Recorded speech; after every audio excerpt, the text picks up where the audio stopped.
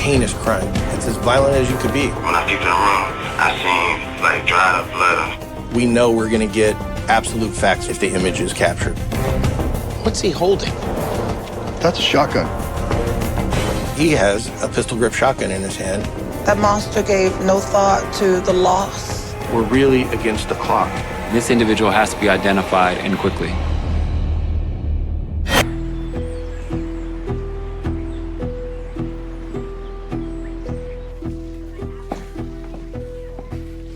Hey, we're here. Hey, Dion. Dion worked as a youth coordinator at a substance abuse treatment program. I was Dion's supervisor. All of the young people that were employed at the Kids Safe Zone had backgrounds very similar to the children that we were serving. There you go, Superman. Dion had his bout with substance use and unemployment and undereducation and the other things that plagued that community. He was serious about recovery and changing the way that he lived. This is for you. What is that right there? And he asked on several occasions if we could consider him working with us because of the amount of times that he had come through the program and was familiar with everyone. It was a perfect fit. It was impossible to be in his space and not smile. And he walked into the door, the kids would light up.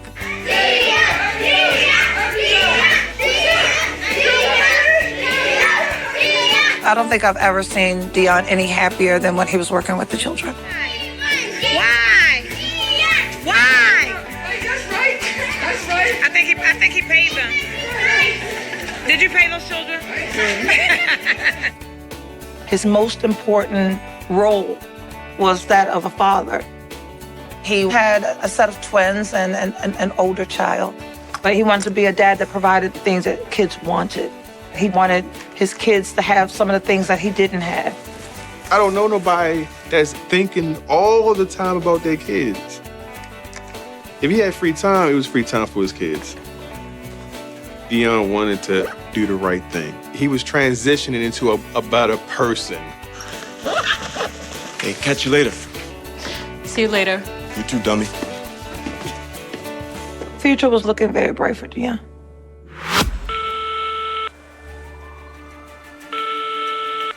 This Baltimore City 911, you take us up your emergency. You need to hurry and come in here. My son said somebody murdered in the room. Hello? Man? Oh my God. I am so scared right now. Oh my God, Dion! Oh my God. It's blood. Blood everywhere. Do it look like you've been shot, ma'am? Yeah. On July 2nd, 2017, at approximately 7:35 p.m., a call was made to the fire department from Argyle Avenue. Initial information stated that a man was on the floor bleeding and not breathing. The Baltimore City Fire Department immediately dispatched medical personnel to the scene. Baltimore PD also sends an officer.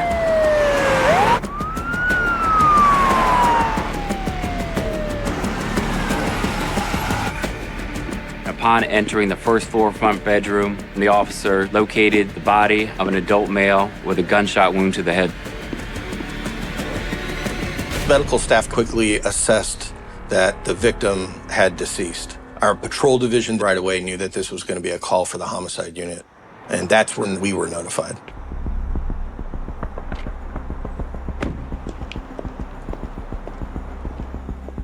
Upon entering the victim's room, I noticed the room to be in disarray. I noticed the victim to be laying on the ground on his back. He was wearing tan shorts, a white t-shirt, and tennis shoes. He had blood around his head, blood spatter around him. The wound on the side of the victim's head indicated that it was a large caliber gun. There was no cell phone, there was no murder weapon, so there really wasn't a lot of evidence within this room. It almost looked like there were signs of a struggle. The interior of the residence was a little messy. He was near a couch that had been pulled away from the wall, and in his hand he had some money. Maybe it was a robbery gone bad, or maybe somebody tried to burglarize his residence, but it was odd that he had money in his hand. There were no signs of forced entry. There was no damage to the front door, the door jamb. So this was possibly somebody that either lived there or was, the victim was comfortable with. Located inside the room was the victim's backpack and wallet with his identification inside. We got ID. The ID belongs to 25-year-old Dion Smith. We need to notify next of kin. That's a priority for us. It's going to be emotional. Their loved one is now deceased, and not just deceased, but been murdered.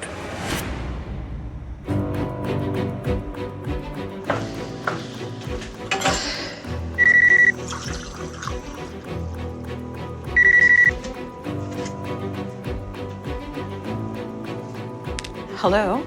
I remember getting a call and being told Dion was gone. And what? I remember my breath being taken away. Because I'm thinking our city and the violence, and now it was this close to home. Everything that I was dreaming of at that time shattered. We had watched Dion grow up, and we'd watched him finally come into who he wanted to be, and then to think that Dion's gone means that his kids won't ever see him again. It's senseless. He was so special, and such a sweet, kind soul gone.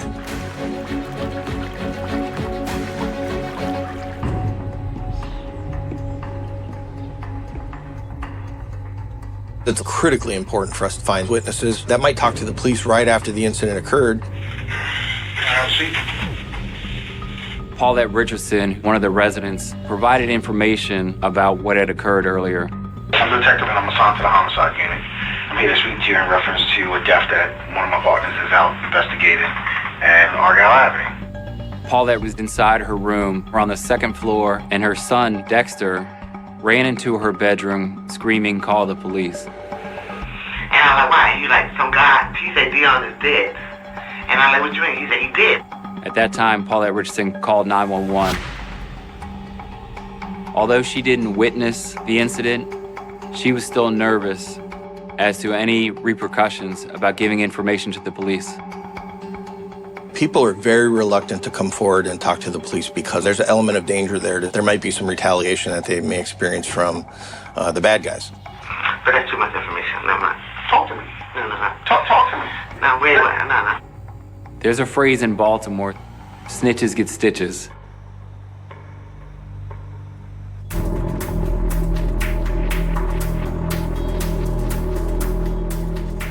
What's your first name again? Dexter Richardson Jr.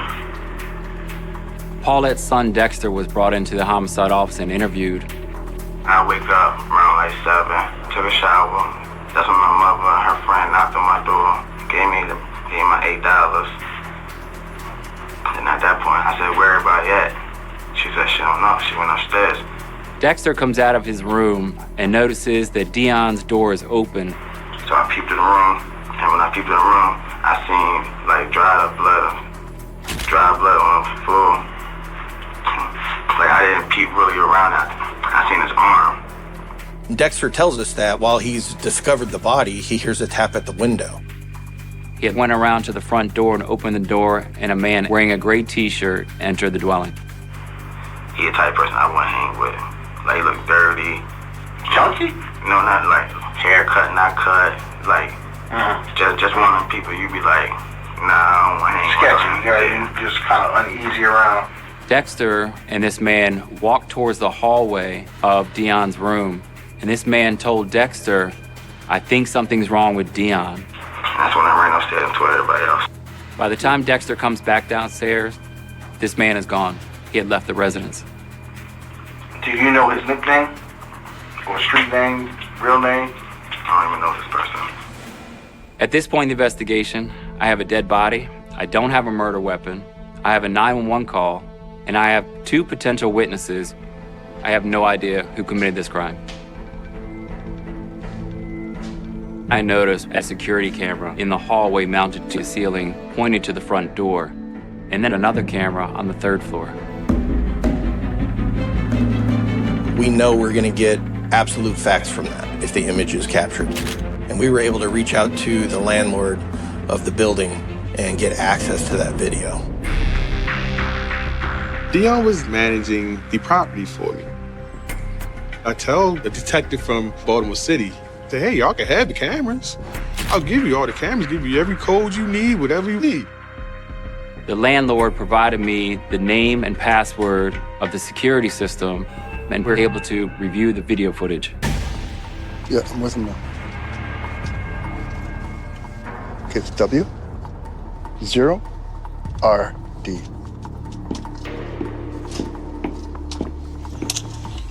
I'm in. Okay, thank you. We're in.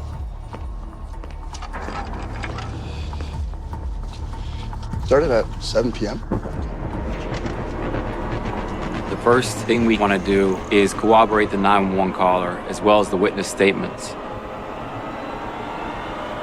While watching the video, I see that Dexter is in the hallway, and I see an individual that he lets in the front door. A man enters wearing a gray t-shirt.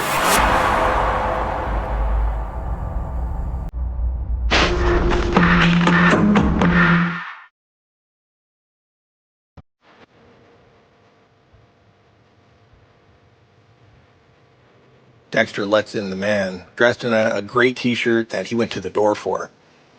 This individual then walks with Dexter towards the victim's room. Dexter then leaves this person he's let in, and he goes up to the 3rd floor. While Dexter's upstairs, the individual in the gray shirt appears to enter the victim's room. Dexter's on the 3rd floor, which is where his mom, Paulette Richardson, is. There's a camera on that floor as well, in the hallway. Switch to the upstairs camera.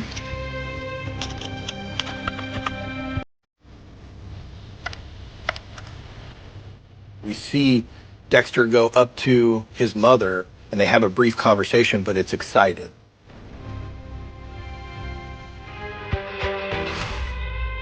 He told his mother what had happened. Paulette then went around to other rooms, trying to notify the other residents.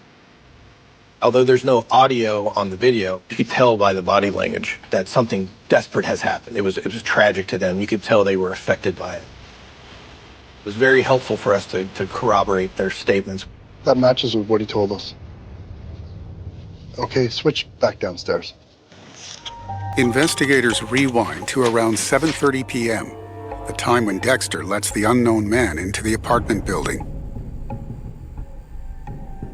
Can you punch it on him?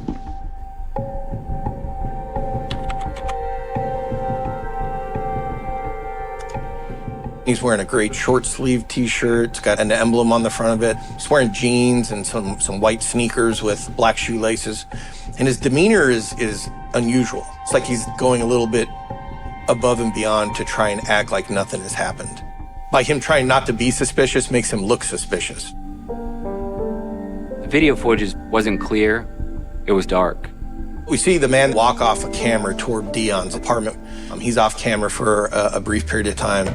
Moments later, a second individual walks in. He's going to Dion's room as well. Both then leave the residence. We need to know who these two individuals are. Anytime we locate video, we rewind back to see the victim earlier in the day. There may have been some things that took place that could help us to understand a motive or show a suspect casing the area, maybe doing their own reconnaissance of the victim before they decide to act. If they're on that video, then we have to eliminate them from being a suspect and just see what their absolute role is. Detectives rewind the video to 8 a.m. As we're watching the video from earlier in the day, you can see Dion. He comes walking out of his apartment. He looks like he's carrying some items like he's moving something from inside his residence out into the hallway. What's going on? And he also has a big, hefty trash bag that's full. He places that into the hallway, and then he kind of heads back toward the apartment. Okay, I'm gonna call the landlord, see if he knows. There was a lady that passed away on the 2nd floor. And Dion liked the unit, it was bigger. So he decided he wanted to move upstairs. So that was the plan for the day. Dion was going through the natural progression of working and seeing the benefits of, being employed and having the responsibilities of having your own place. He was so proud of himself. Like, He was finally on his own and had his own space. Okay, thank you. It was a planned move. Hit play. I observed Dexter in the hallway. This is approximately 10 a.m. in the morning. It looks like he's helping Dion moving items from inside his apartment out into the hallway. You can see him then go to the front door, and he's interacting with somebody at the front door. Who's that there? Punching? But it looks like it's a man in dark clothing with some shorts on. Okay, just keep it plain. You don't see any kind of arguments. There's nothing that's taken place that would draw our attention to a potential motive or a suspect. It just looks like they're all helping Dion move out. Detectives review the rest of the footage to see who else interacts with Dion that day. Dion is with a man. He's dressed in like a white tank top and dark colored pants with some white tennis shoes with black laces. They're moving items out of the apartment into the hallway. This video footage was grainy. It was very difficult to identify facial features, so you really need to pay attention to the way people are acting, to their body language. This is somebody that Dion knows and he's comfortable with, but we're not certain what that gentleman's role is. We don't know really who he is yet, if he lives there, or if he's just somebody that came over to help. And then things changed. At 10:48 a.m., the man in the white tank top starts acting strangely. We're watching through it more. We see this same gentleman that was helping Dion move things out into the hallway. Now his demeanor has changed. He's like pacing back and forth. He's walking toward the door and looking out the window and just kind of like something's bothering him. He's got this bag strapped to his back. And you could tell there's some agitation in his body language. What's going on with him? He still has this black bag around his arm. Okay, just keep it plain. You can see he unzips the bag. What's he holding? That's a shotgun. He's carrying a shotgun, what looks like a pistol grip shotgun with a shorter barrel, and he's standing in the hallway. It's not normal to be carrying a shotgun out in the open. In fact, it's illegal to do that. So immediately this guy becomes a person of interest to us. One of the residents walk in and he actually tries to hide the shotgun behind his leg as they pass and keep walking by. The residents are coming and going out of the front door and just walk past him. I found it odd that they're in their own home and they're passing this individual and they're not making any contact with him. At 11:30 a.m., Dion moves his belongings upstairs before he leaves the building via its back door. Later in the day, about 5:56, the video shows this gentleman with the white tank top again. He's wearing a hat now. He's looking out the window. It's like he's waiting for someone. The man walks towards Dion's apartment at 6:02 p.m. Dion returns to the house 5 minutes later. We see Dion at 6:07 p.m. Minutes later, we see the individual in the white tank top running out of Dion's room, down the hallway. He cautiously opens the front door, looks out before actually walking outside. Punch it in. We're looking at it, we're zooming in on it, we're blowing it up. It's the gun. He has a pistol grip shotgun in his hand and he's stuffing it down his pants. That's absolutely a shotgun, no question. I know at this point that Dion was just murdered. This individual has to be identified, and quickly.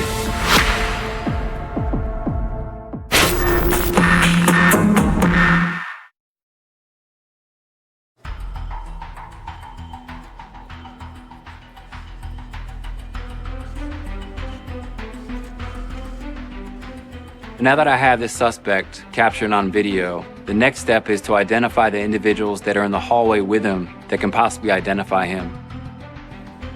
While reviewing the footage of the residents in the hallway and seeing as they pass this individual with a white tank top and not pay any attention to him, one person stands out. He passes him and actually does a double take. Looks at him, walks by, looks back again, and then continues on. Who's that? He looks familiar to me. Go back to the footage from the morning.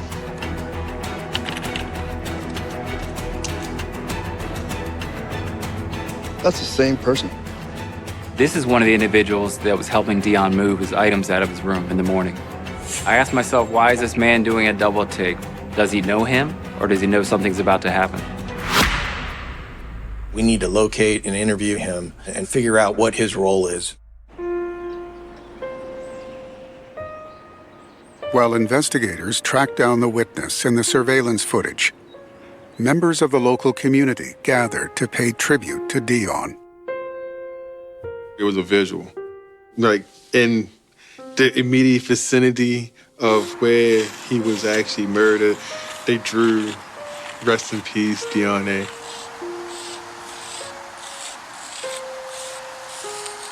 I think everyone who loses a young person in particular to violence unexpectedly, we have to do something, because murder and violence in Baltimore is just so normalized. You have to do something to show, the gravity of the loss.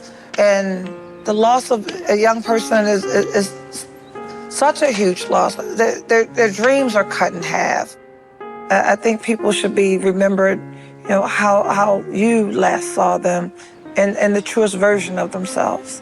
And again, for me and Dion, it's that big old smile. And when bad things happen to good people, a lot of people don't say anything, but yeah, the city did. They went above and beyond for Dion.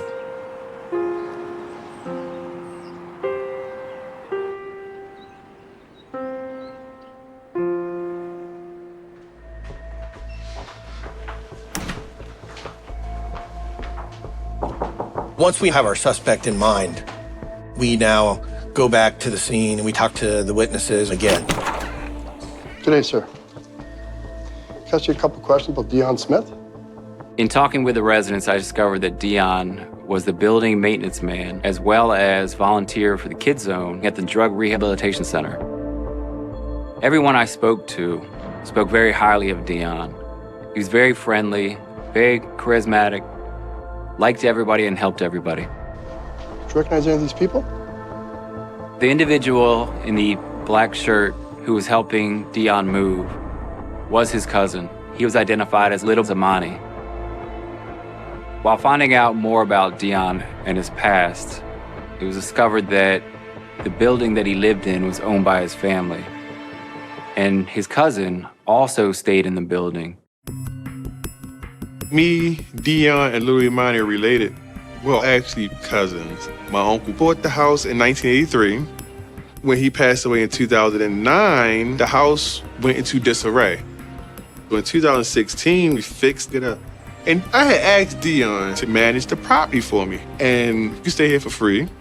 That might have made Little Imani feel a certain type of way, because I had put Dion in a position of more responsibility.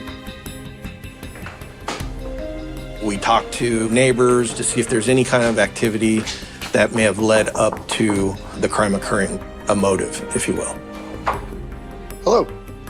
Has there been any trouble in the building lately? One of the witnesses provided information, said they heard the cousin and Dion arguing about who was in charge of the building. Now we need to find out, is this the motive of why Dion was killed?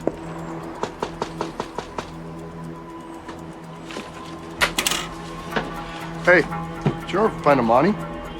So I go to look for Imani to be questioned, and Imani can't be found. The family doesn't know where he is, his friends doesn't know where he is, he's not answering his phone. Imani has disappeared. Now I have to think to myself, why is Imani missing? Is it because he set up the murder of Dion? Or is it because he's scared and doesn't want to cooperate with the police? Because in Baltimore, snitches get stitches.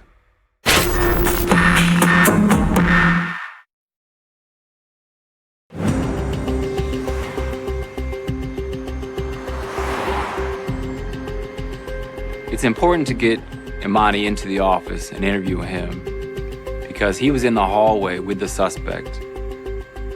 He is missing for 3 days, and I need to speak to him. I need to find out if he's involved in this or if he's a witness. Right now, Louis Imani is gone in the wind. We have no idea where he's at. He's just missing. Until something motivates Little Imani to come back around, he ain't come back around. If he's still around to come back around, you don't know if somebody there or if they not there, you know? That's how Baltimore is.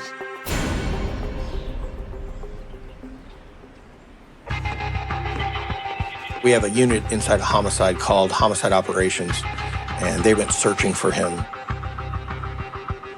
So they located Amani and brought him in for us to talk to him. Little Amani tells detectives that he had a good relationship with Dion. Just want to ask you a couple quick questions and we'll get you out of there, right? No problem. Okay. I'm going to show you a quick video. Okay. Any idea who that is? While being interviewed, Amani advised that he recognized the suspect, but he didn't know the suspect's real name. He was ruled out as being an accomplice and is no longer involved in this investigation. It was great to have Amani come in, but it didn't solve this case. We needed more information.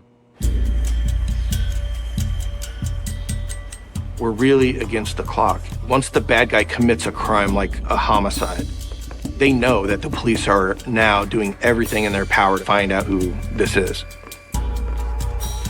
In certain cases where you have video footage and you have a suspect captured on that footage and there's no one to identify that individual, we reach out into the public. Hey, can you put out an appeal for information for me? We have a unit in the police department known as our Public Information Office. And what we do is we create a segment of video that best shows the suspect. And we put that out to that unit, who then contacts all of our media outlets, Facebook, Instagram, all of those things, to see if anybody can identify who this is. Let's watch those CCTV cameras for now while we wait. I went back to the morning, the day that Dion was murdered, and I reviewed more footage. Play from where the residents walked past the guy with the gun.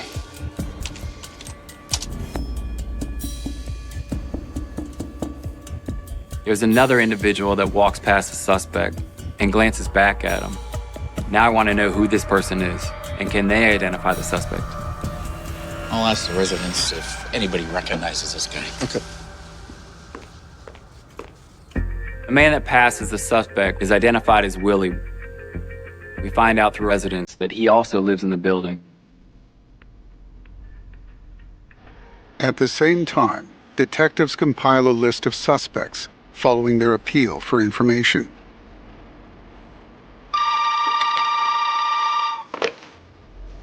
Hello? Tips started coming in right away. Can you spell it? Okay, great. Thanks. When searching these names, we found that some of the names had criminal records with their photographs attached to the record. Willie comes to the station to review a photo lineup of these potential suspects. Another detective who's not involved in the investigation comes in and shows the witness this photographic array. Salutations, my good man. How you doing, sir? All is well. All is well. The way a photographic array works is that you take 6 photographs, one being who you believe to be the suspect, and then 5 other photographs of people that are similar looking. And you present them to the witness and you let them look at them one at a time. Do you need to look at one again? Yeah, can I? I think it was this one, I think. That one. That one. That's the one. Which one? This one? I don't know his name. Okay. Willie positively identifies number 5 out of the 6 photographs. Willie is confident that this is the individual that was in the hallway. He tells us that he knows the person only by face and has seen him hanging out in the area but doesn't know his name. Number 5 is Terrell Gibson. Now we do a background investigation on Terrell Gibson. He had a history of selling drugs. He also had possession of a deadly weapon. Hello. Yeah, what can you tell me about Terrell Gibson? Our investigation determined that Terrell had recently been released from prison and he needed a place to stay. Okay, great. Okay. He knew Dion, and he asked Dion if he could stay at his place. Dion, being the person he is, allowed Terrell to stay in his room. If Dion had to share a sofa with Terrell, he would. You know, if he had to sleep on the floor and give Terrell the only pillow, like that's the person that Dion is. And Dion barely had enough for himself, but still, you know, allowed himself to help. Dion helped him because he knew him. They grew up together. I guess Dion was sympathetic to his situation. I think Dion wanted to have somebody that kind of went through the same things he went through come out like how he came out. But I don't think Terrell had the type of support system that Dion had. And Dion wanted to support Terrell to see if it would help him become a better person.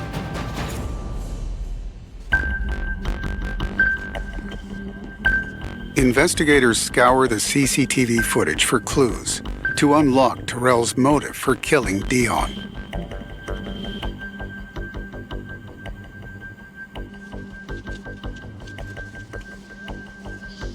I spend hours reviewing this footage, going through every second, every minute.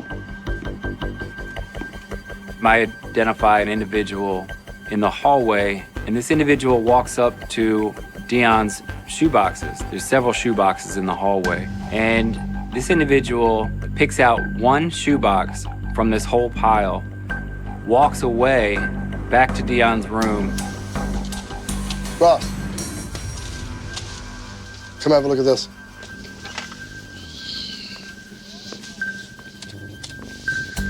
About 10 minutes later, he comes back and places the shoebox on top of the rest of the shoeboxes that were in the hallway.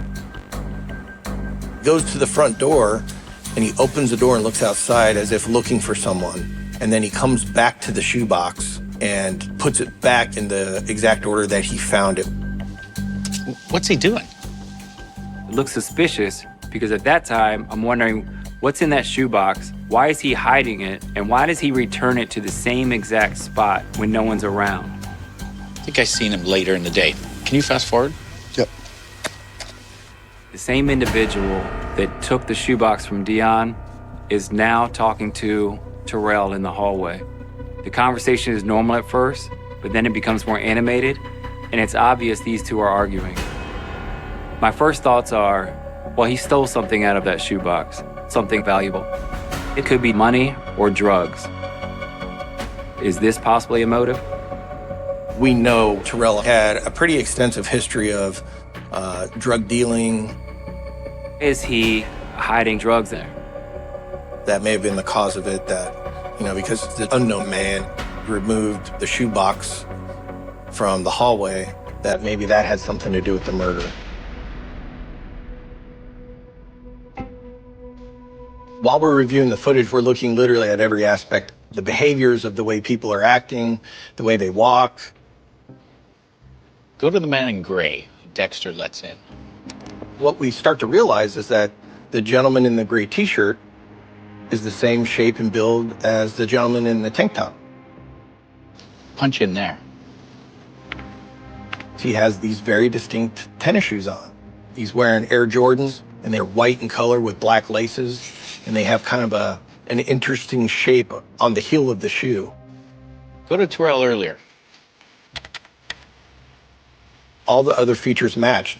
The height, the weight, the way he walks, the way he kind of wears his pants, kind of pulled down. The gentleman with the gray t-shirt is the person with the white tank top on. Terrell Gibson had changed his clothes after the murder, but he still had the same walk, the same look, the same distinct features, and he was still wearing the same jeans and same tennis shoes. You're right. Terrell Gibson came back to the house, I believe, to clean up any evidence that he left and to distance himself from being there when the murder was committed. At that point, I eliminated everybody else from being a suspect. Terrell was the one responsible for the murder of Dion. We got an arrest warrant for Terrell Gibson, but we didn't know where he was because he was on the run at that time. We need to locate him. We know we're running against a clock. How do we know the suspect isn't going to come back and try to take out witnesses now or commit other crimes?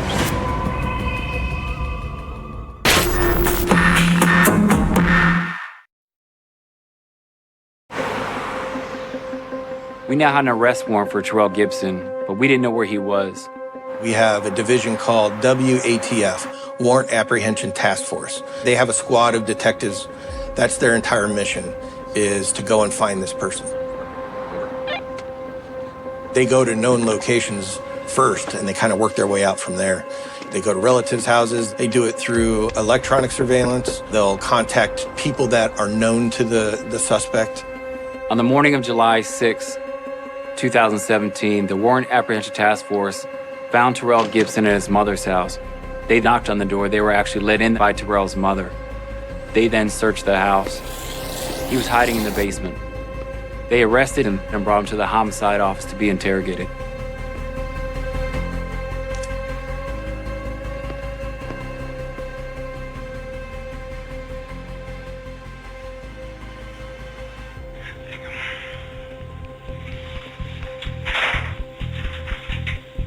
Alright.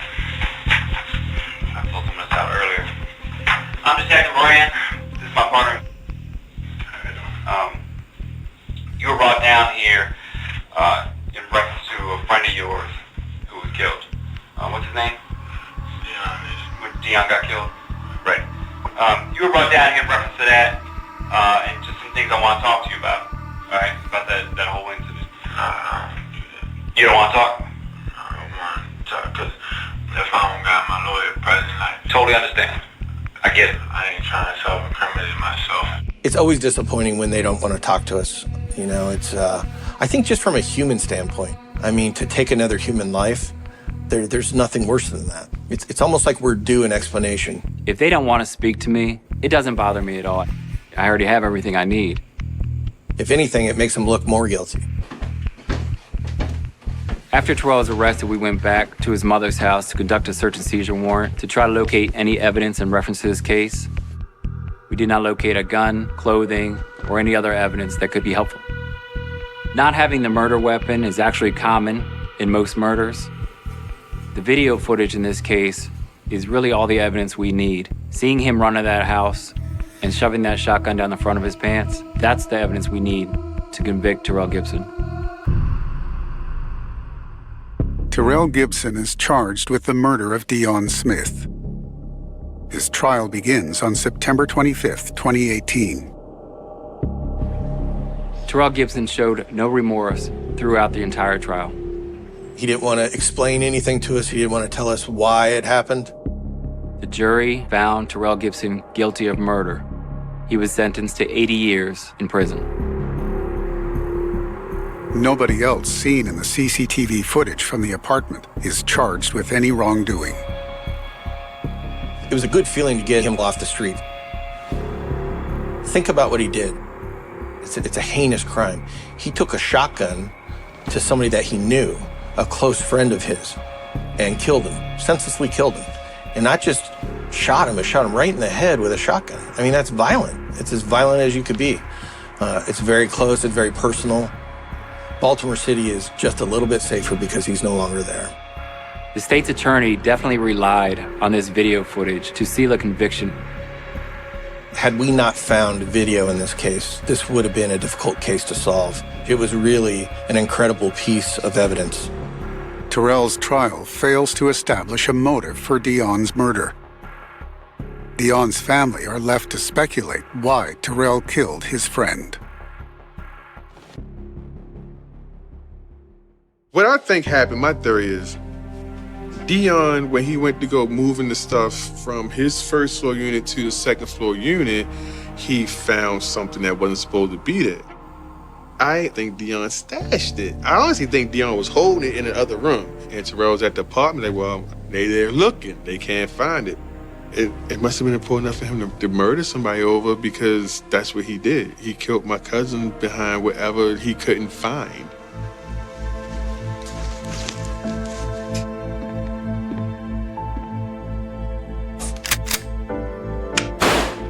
Dion wasn't trying to deal with that type of lifestyle. He wasn't trying to be around it. You might have did something negative in your past, but that don't mean that you're going to keep doing negative stuff in your future. And Dion didn't want nobody to look at him like that. So he had friends that dealt with that, but he was nowhere near a part of any of that type of stuff. Hopefully one day he'll tell us. Because that's the only thing that could put me at ease about anything. We just would like to know what happened. That monster gave no thought to the loss that Deon's children will forever experience. I probably never will find anybody to replace him. He's a one of a kind, truly one of a kind.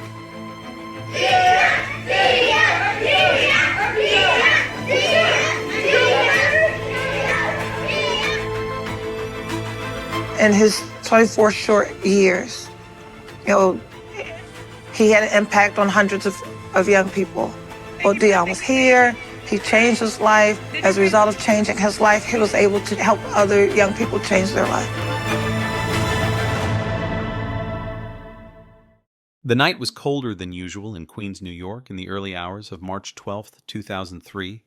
The streets eerily silent, except for the occasional hum of a passing cab, the distant wail of a siren, and the wind rattling loose shutters against the brick buildings.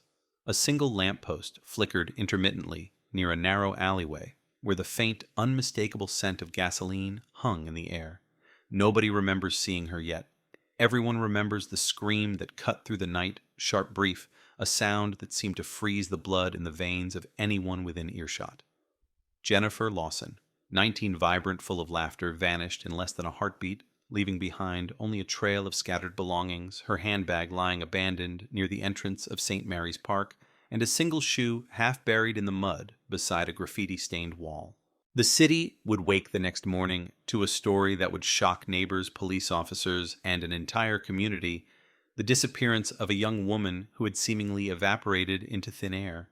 Her apartment, modest, cluttered with textbooks and half-finished sketches of cityscapes, revealed no signs of forced entry, no struggle, only a note crumpled in the trash. The ink smudged a cryptic line written in a hurried scrawl: "I can't stay. I can't wait." Detectives from the Queens precinct arrived, canvassing the area, interviewing anyone who had been near the park the night before, but answers were elusive whispers, contradictory, a tapestry of confusion woven from half-truths and forgotten faces. The first month, the first 6 weeks, brought nothing but cold trails and dead-ends tips that led to abandoned warehouses, unoccupied apartments, and city dumpsters, all promising the revelation of a clue that never existed. Her friends recalled her laughter on the phone the night before, speaking of dreams of plans for a summer internship of parties she was eager to attend. None imagined that these ordinary hopes would vanish along with her. Police released sketches based on a neighbor's recollection of a shadowy figure loitering near the park, an individual described as tall, thin, wearing a dark hooded jacket, someone who blended into the night and disappeared as if he had never been there. The community, initially numb with disbelief, soon turned restless, organizing search parties, holding candlelight vigils, and plastering her face on lampposts, bus stops, and telephone poles, every poster a silent plea for answers that never came. Weeks turned into months, months into years, and the story of Jennifer Lawson became a whisper in the city's collective memory, a cold case filed under forgotten crimes, an unsettling reminder that some darkness lingers without explanation. Detectives rotated in and out. New technologies arrived: fiber analysis, DNA profiling, database comparisons, none yielding results. Old evidence was re-examined. Photographs, blown-up shoe prints, measured and compared, but each lead dissolved into the ether, the case slipping further into obscurity, a puzzle with missing pieces that refused to fit together. Jennifer's parents, once active in the searches, gradually retreated, their hope eroded by the slow drip of disappointment, yet never fully extinguished. Her father, a man of quiet resolve, spent hours scanning CCTV footage from surrounding streets, tracing the night backward frame by frame, finding nothing but fleeting shadows, a figure turning a corner, a taxi stopping briefly, always too late, always incomplete. Her mother kept a calendar on the wall, marking each day with a tiny, precise stroke, a tally of the time that passed. Without answers, each mark a wound reopened, a hope deferred.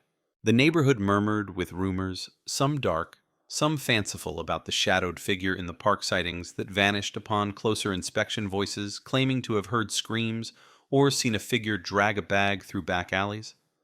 Yet all trails led nowhere. the city indifferent to the whispers, the cold night, swallowing secrets as efficiently as it did the missing girl. Years passed, the case occasionally resurfacing in local news, a reminder that the shadows of 2003 still loomed, that Jennifer's disappearance was unresolved, that somewhere, somehow, the truth remained hidden. Investigators, now seasoned and worn, approached the case with new eyes, fueled by advances in forensic science, analyzing evidence with methods unavailable at the time, testing items preserved in evidence lockers for traces of DNA that technology had only recently been able to detect. Fibers from her clothing, fragments from the park fingerprints from her handbag, all meticulously examined, cross-referenced with databases, names checked, suspects reconsidered. The breakthrough came unexpectedly, a confession unearthed not from confrontation, but from a meticulous interrogation of a man previously dismissed, a figure whose life had continued unremarkable, blending into the city's fabric, unconnected to the terror he had once wrought. On a humid evening in late September, a detective's phone rang, the voice on the other end, calm, unnervingly composed, offering information that shattered years of stillness. The words spoken were chilling in their simplicity, a precise recounting of events, locations, motives, all aligning with fragments collected 2 decades prior. Jennifer's fate, long obscured in the shadows of uncertainty, began to crystallize. Details that had once seemed impossible now fell into place, revealing a reality so dark it sent tremors through the investigative team, the community, the city itself. The confession painted a picture of calculated cruelty, of opportunity, seized in the quiet hours when no one watched, of a person capable of weaving invisibility through the cracks of normal life, leaving devastation in their wake. Families who had lived alongside Jennifer, neighbors who had walked past her on the street, colleagues who shared laughter at lunch, all reeled at the revelation, trying to reconcile the mundane normalcy of everyday life with the horror that had been unfolding unnoticed. Court records, when eventually unsealed, detailed the confession with a clarity that was both disturbing and necessary, enumerating locations, movements, and actions with painstaking accuracy, leaving nothing to speculation. Evidence previously dismissed as inconclusive suddenly corroborated the account. DNA matches confirmed identities, and the timeline, once fragmented, became a coherent narrative. The town, long lulled into a false sense of closure by the passage of years, now faced the unnerving reality that evil had been closer than anyone had imagined, a presence in the very streets they walked every day. The confession not only solved a cold case, it reignited trauma, forced families and friends to relive the anxiety, fear, and grief of a past they had attempted to bury under layers of time and routine. News outlets broadcasted the revelation with urgency. Community meetings were convened, and the law enforcement team received recognition for persistence. Yet the relief was tempered by the stark understanding that justice delayed did not erase the pain endured over nearly 2 decades. Survivors, witnesses, and the investigators themselves struggled to reconcile the methodical narrative of the confession with the randomness of memory and the fragility of perception. The city, bustling indifferent, continued around them. Yet for those connected to Jennifer Lawson, nothing could return to normal. The echo of her absence now juxtaposed against the horrifying specificity of her end. Streets once walked freely, now carried weight shadows, felt longer, the wind seemed to whisper reminders of what had been lost, and the image of Jennifer, frozen in the memory of a spring night in 2003, remained indelible. This revelation, this shocking confession, forced a confrontation with the uncomfortable truth. The cold case was solved, yes, but the town, the community, and the families involved were forever altered, and the lingering questions about how someone could vanish unnoticed for so long would haunt those who had lived through the waiting, the hoping, and the eventual shattering truth. And in the quiet corners of Queens, under the flickering lampposts, past the graffiti-stained walls, and the winding alleys where she had last been seen, one could still feel her absence, the weight of unresolved fear, the cold reminder that the shadows of 2003 had only just begun to reveal their story. Even as the confession unfolded, the city's pulse didn't falter. Life went on in its usual frenzy, subway trains screeching into stations, taxis honking at impatient pedestrians, sirens slicing through the evening air. But for those who remembered Jennifer Lawson, everything had shifted. Detectives retraced the hours of March 12, 2003, replaying events through the lens of this new narrative, piecing together moments that once seemed random into a chilling mosaic. Street corners where she had paused to tie her shoelace benches, where she had sat and laughed with friends, crosswalks she had crossed countless times, each now became potential sites of observation, ambush, or miscalculation. The confession described them all with an exactitude that sent shivers down the spines of those hearing it.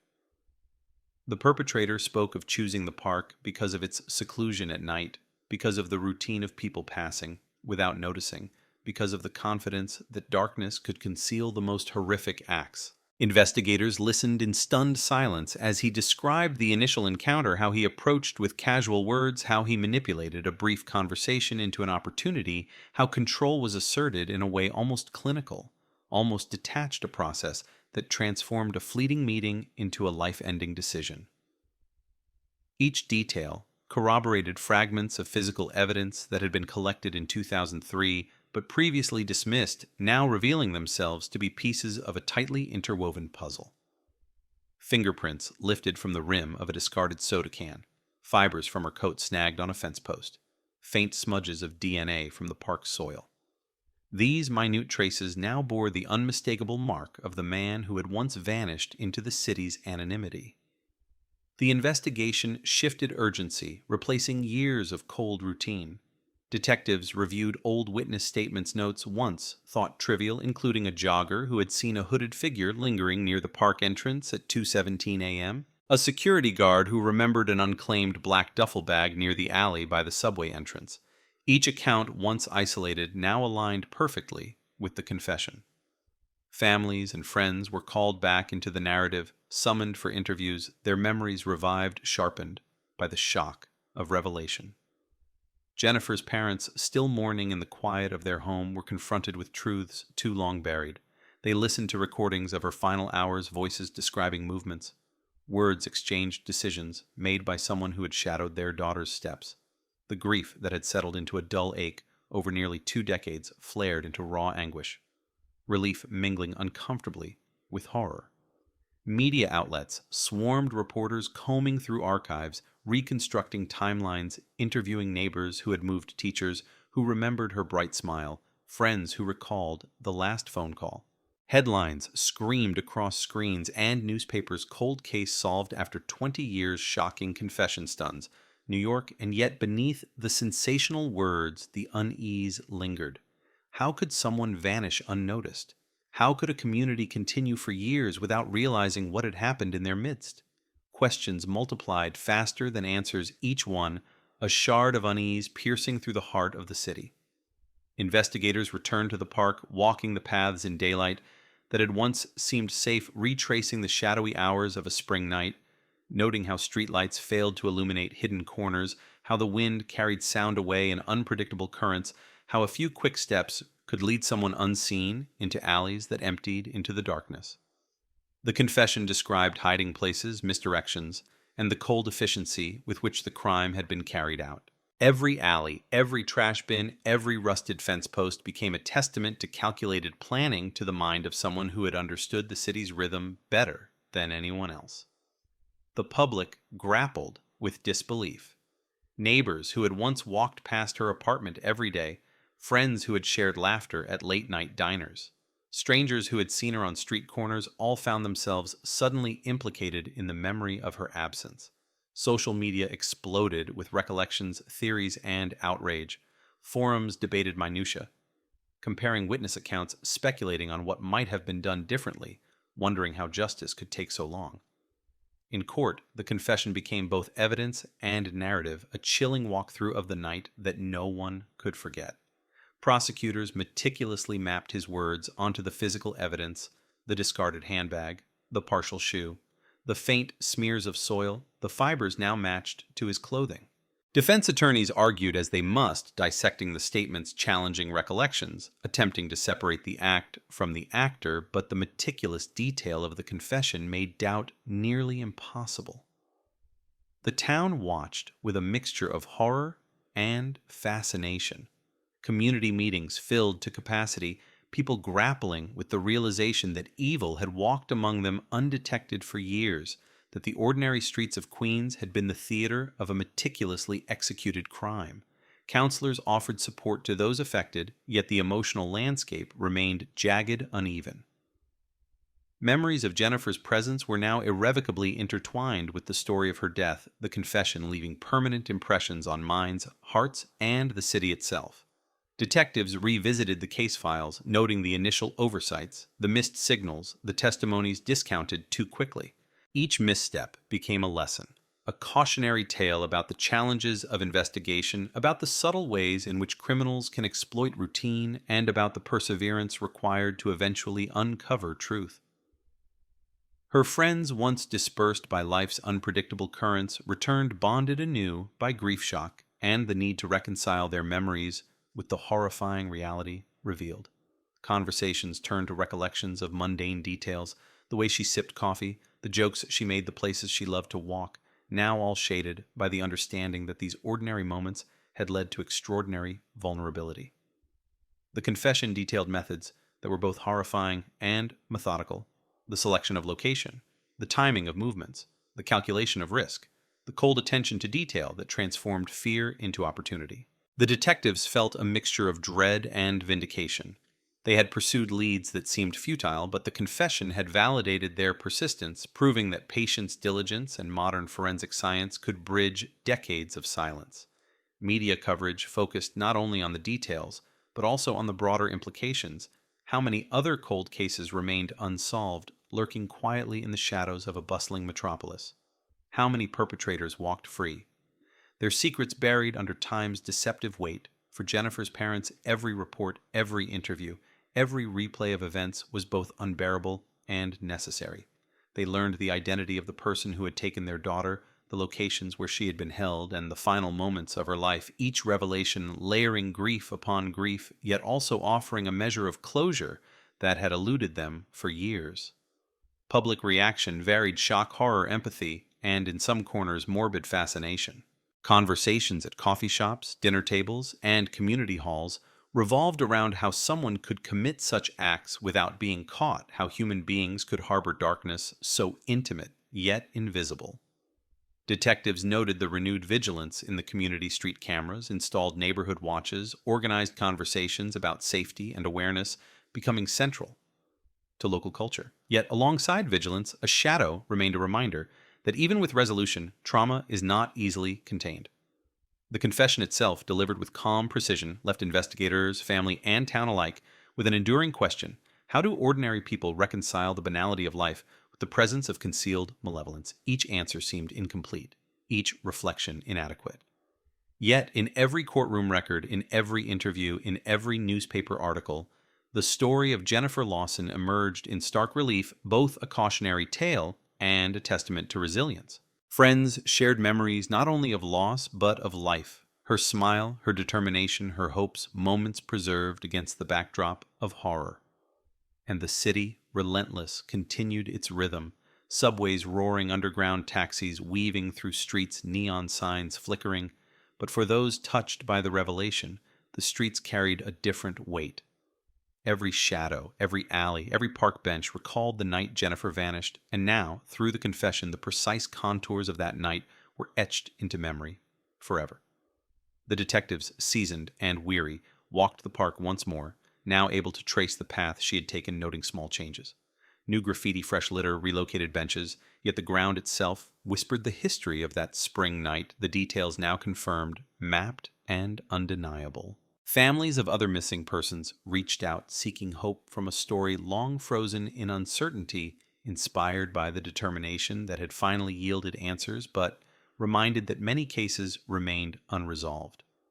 As Part 2 closes the weight of decades-long absence, the complexity of human behavior, the fragility of community perception, and the final, shocking confession intertwine into a narrative that is both haunting and illuminating, a story that refuses to fade with time, echoing long after headlines have turned a chilling reminder that sometimes the past waits patiently for the present to catch up. The confession ignited a firestorm of emotions, stretching from the heart of Queens to every corner of the city. Detectives pored over every sentence, every inflection, every pause, noting the meticulous chronology, the way he recounted actions, with a chilling precision that left no room for doubt or interpretation. Jennifer Lawson's life, frozen in 2003, now unfolded like a grim storyboard, each frame sharper, darker, and more horrifying than the collective imagination of a town could absorb. Investigators retraced every step mentioned in the confession, from the quiet suburban streets to the abandoned warehouses he claimed to have visited after the initial encounter, the alleys where shadows swallowed footsteps, the stairwells where echoes of struggle were muted by the hum of the city. Streetlights revealed small anomalies, cracked sidewalks, patches of worn grass spots where debris had been disturbed decades ago, all pieces aligning with his recollection. Friends, neighbors, and witnesses were called back. Their memories stretched across years dredged from the depths of routine and forgetfulness. "I thought I had imagined it," one neighbor said, voice trembling, but he described exactly what I saw that night. Figures, movements, things I never understood at the time. Each recollection added layers to the narrative, confirming timelines, distances, and the precise hours that had once seemed so elusive. Jennifer's parents, having endured years of quiet despair, now confronted a reality that was incomprehensible, yet undeniable. They were led to maps, diagrams, and timelines, each meticulously annotated to trace their daughter's final movements, small details almost absurd in their specificity. A leaf out of place, a cracked window, a tire track in the mud were now central to understanding what had transpired. The psychological weight was immense. The confession detailed a methodical approach, a psychological choreography designed to control fear, manipulate perception, and maintain dominance. Detectives noted how calculated the interactions had been, how his calm demeanor belied the violence implicit in his intentions. The city, meanwhile, buzzed with renewed attention. News vans lined streets near the precinct banners, reading "Cold Case Solved" and "Shocking Confession Stuns," New York flashing on screens. Social media erupted, hashtags, trending forums dissecting the confession timelines, posted maps, shared discussions debating nuances of forensic evidence motives, and missed warning signs. Some found morbid fascination in the methodical cruelty, others sought solace in the knowledge that justice, even delayed, had been delivered. In the courtroom, the confession became a narrative guide, a chilling audiobook of events, with the man's own words interweaving with forensic confirmations. Prosecutors painted the story with stark clarity, presenting exhibits that corroborated each claim: fingerprints on the park railing fibers, on discarded clothing, soil traces on shoes, all linking him directly to actions he had once confessed. The defense attempted to challenge recollections, question motives, probe for inconsistencies, yet the level of detail was overwhelming. Every denial met with evidence, every argument countered by corroboration, leaving the jury grappling with both disbelief and inevitable certainty. Outside, the town's pulse was uneven. Some residents walked with newfound caution, glancing at shadows and darkened doorways with suspicion. Others sought therapy or counseling, struggling to process a reality in which a familiar street, a regular corner, or a park bench could have been the stage for unseen horrors. Detectives felt the gravity of the moment keenly.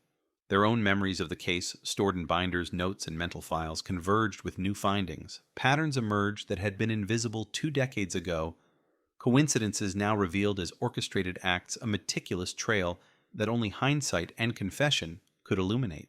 Meanwhile, Jennifer's friends organized vigils, commemorations, and memorials, reclaiming her story from the shadows of fear and uncertainty.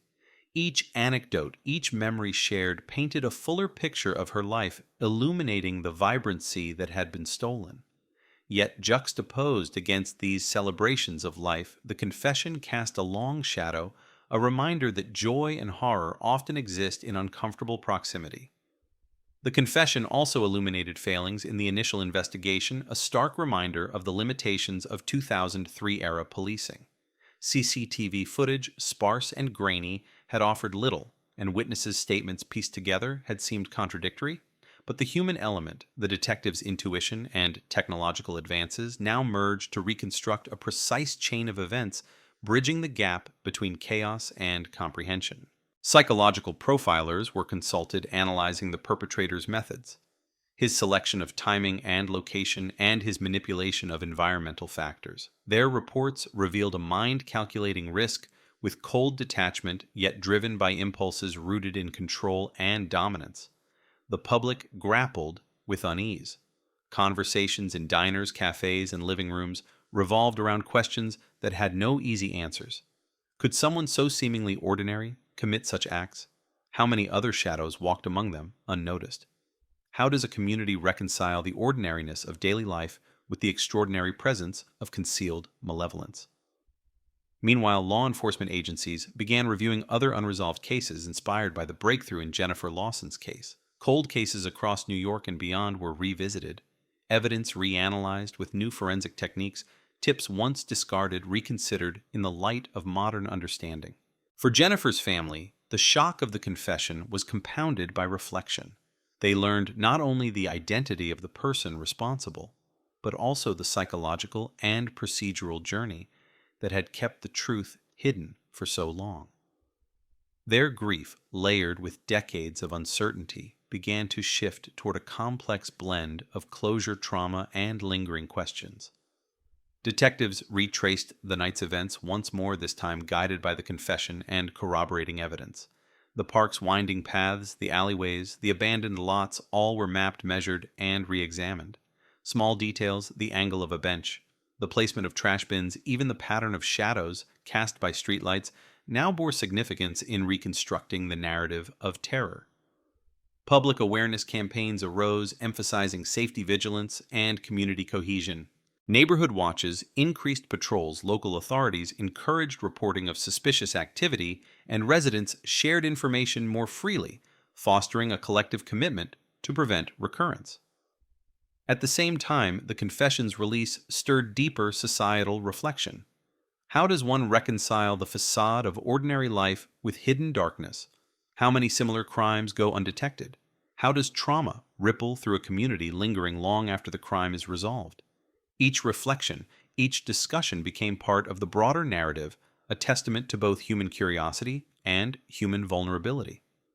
Within the precinct, younger detectives learned from seasoned officers, absorbing lessons about patience observation and the importance of persistence. They studied how initial oversights, minor assumptions, and gaps in technology could allow a crime to remain unsolved for decades. The confession, while providing clarity, also served as an educational instrument, highlighting the intersection of human behavior, investigative skill, and technological advancement.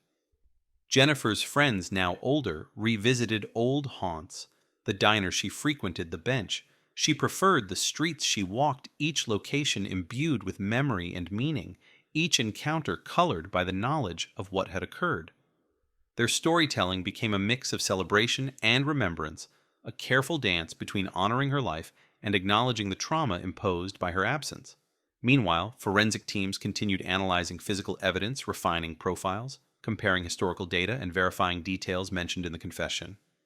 Every match, every confirmation reinforced the narrative, leaving no room for doubt. The media, relentless in coverage, highlighted not only the shocking confession, but also the broader societal implications. Discussions about public safety, the persistence of law enforcement, and the power of modern forensic science dominated talk shows, podcasts, and news programs. Jennifer Lawson's story became emblematic, a case study in perseverance, patience, and the long shadow of unresolved violence. Psychologists noted the lasting impact on the community. Even individuals not directly connected to Jennifer experienced heightened anxiety, hyper-awareness of surroundings, and an acute sensitivity to news of missing persons. Community support systems expanded, recognizing that the emotional fallout from such revelations is wide-reaching. The confession revealed details so specific that even the most jaded detective felt chills, movements timed to avoid witnesses, routes carefully chosen to minimize exposure, calculated moments of deception. Every choice reflected premeditation intent and an unsettling understanding of human behavior. As court proceedings advanced, the testimony of experts, witnesses, and law enforcement converged with the confession, producing a complete, undeniable narrative. The town finally faced the closure of a long-standing mystery, yet the emotional and psychological echoes remained potent, reminding everyone involved that some stories once exposed leave permanent imprints on memory, perception, and daily life. Jennifer's absence, once a void filled with uncertainty, became a chapter of history defined by clarity but colored with the darkness of human capability. And through every revelation, every confirmation, every recollection, the community was forced to confront the uncomfortable truth that evil often lurks unnoticed, that ordinary lives can intersect tragically with calculated malevolence, and that the shadows of the past can stretch long into the present, leaving questions, fear, and reflection in their wake. The confession had barely settled when the ripple effects began to spread further, touching lives in ways that were invisible, yet unmistakable. Detectives combed through old leads once discarded as irrelevant, scrutinizing each with the meticulous care of someone who understood that the smallest detail could unravel decades of uncertainty. Street vendors, commuters, and joggers who had been present in the vicinity of St. Mary's Park on that fateful night were contacted once more, their recollections dissected, compared, and cross-referenced against the chilling precision of the confession. The park, a place once considered mundane, now bore a haunting significance. Every cracked bench, every rusted fence, every patch of dirt where grass refused to grow became a potential witness to what had transpired. Investigators noticed patterns overlooked for years.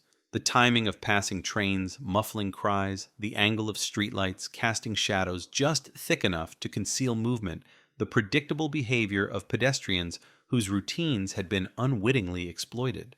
Jennifer's friends, long since scattered across the city and even the country, were drawn back into the orbit of investigation. Phone calls, interviews, and revisited memories forced them to relive moments once forgotten or considered trivial, the way she hesitated at a street corner, the choice to take a slightly longer path home, the laughter she shared with strangers in passing. Each seemingly inconsequential moment now carried the weight of life and death. Within the precinct, younger detectives studied the confession with a mixture of fascination and dread. They traced every movement, noted every behavioral cue, every calculated misdirection. The confession offered a window into a mind that had observed, analyzed, and exploited the smallest human behaviors, transforming them into tools of control. Analysts worked tirelessly, revisiting digital records, physical evidence, and forensic findings, all to confirm the chronology the perpetrator had outlined. Surveillance tapes from 2003, once thought grainy and useless, were enhanced and scrutinized. Shadows revealed movements previously dismissed as coincidental. Fleeting figures confirmed details of the confession with an accuracy that left seasoned officers speechless. The courtroom, when proceedings began, became a theater of tension, the air thick with anticipation, disbelief, and lingering unease.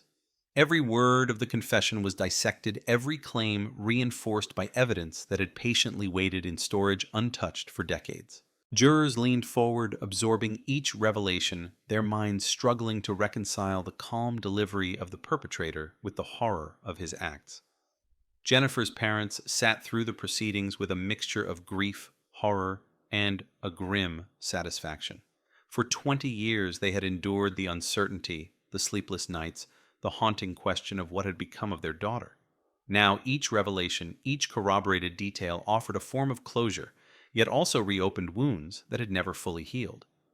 Media coverage intensified, shifting from mere reporting to deep analysis. Panel discussions, investigative podcasts, and news segments explored the mechanics of the crime, the psychological profile of the perpetrator, and the societal lessons to be learned. Neighborhoods debated security measures, personal vigilance, and the uncomfortable truth that normalcy can mask danger. Communities beyond Queens tuned in, recognizing the universal themes of fear loss and the persistent quest for justice. Detective teams, emboldened by the breakthrough, revisited other cold cases with renewed vigor.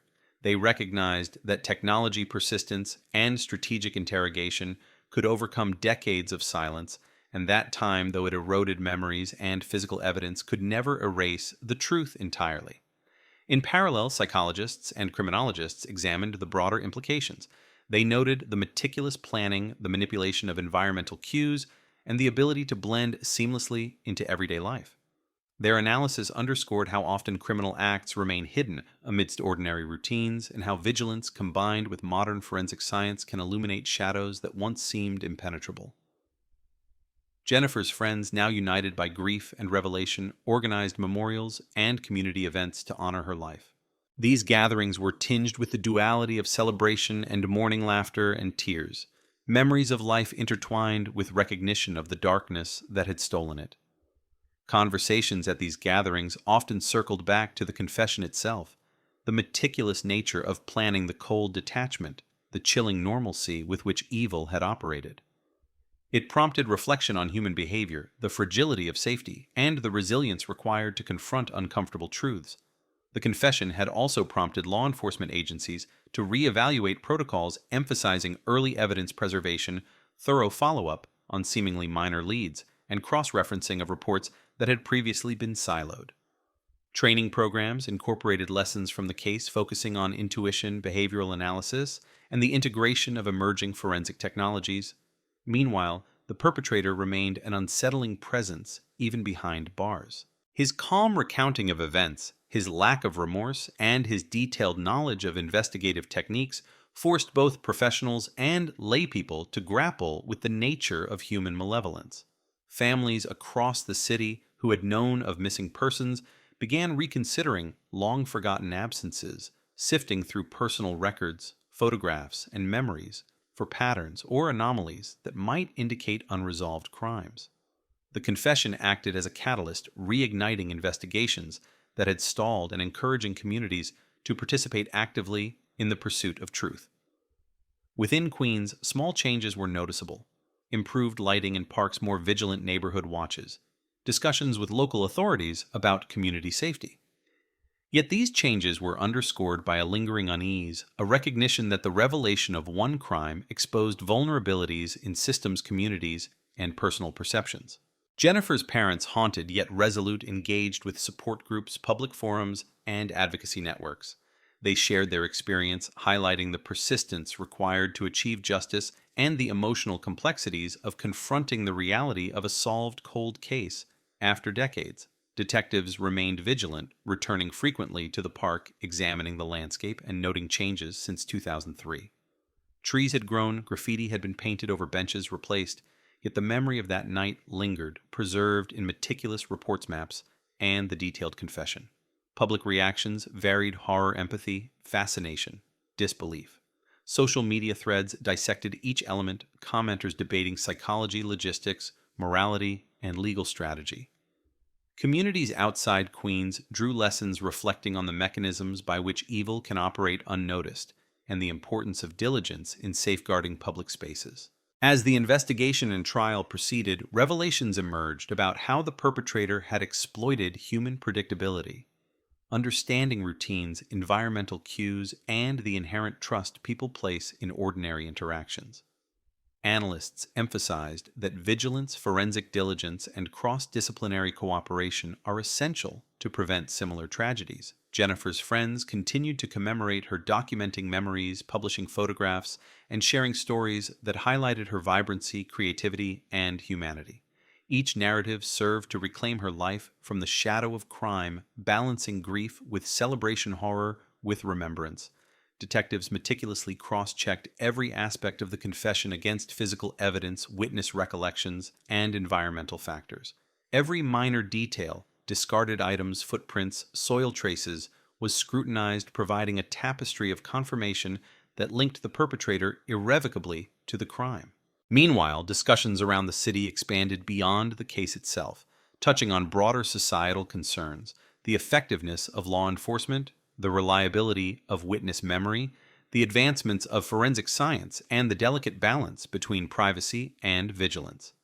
Educational programs, podcasts, and public discussions emerged, emphasizing lessons learned, techniques applied, and the importance of persistence in resolving cold cases. Jennifer's family and friends, though still immersed in grief, found moments of solace in seeing the community respond, investigators succeed, and justice delayed, though it was finally administered.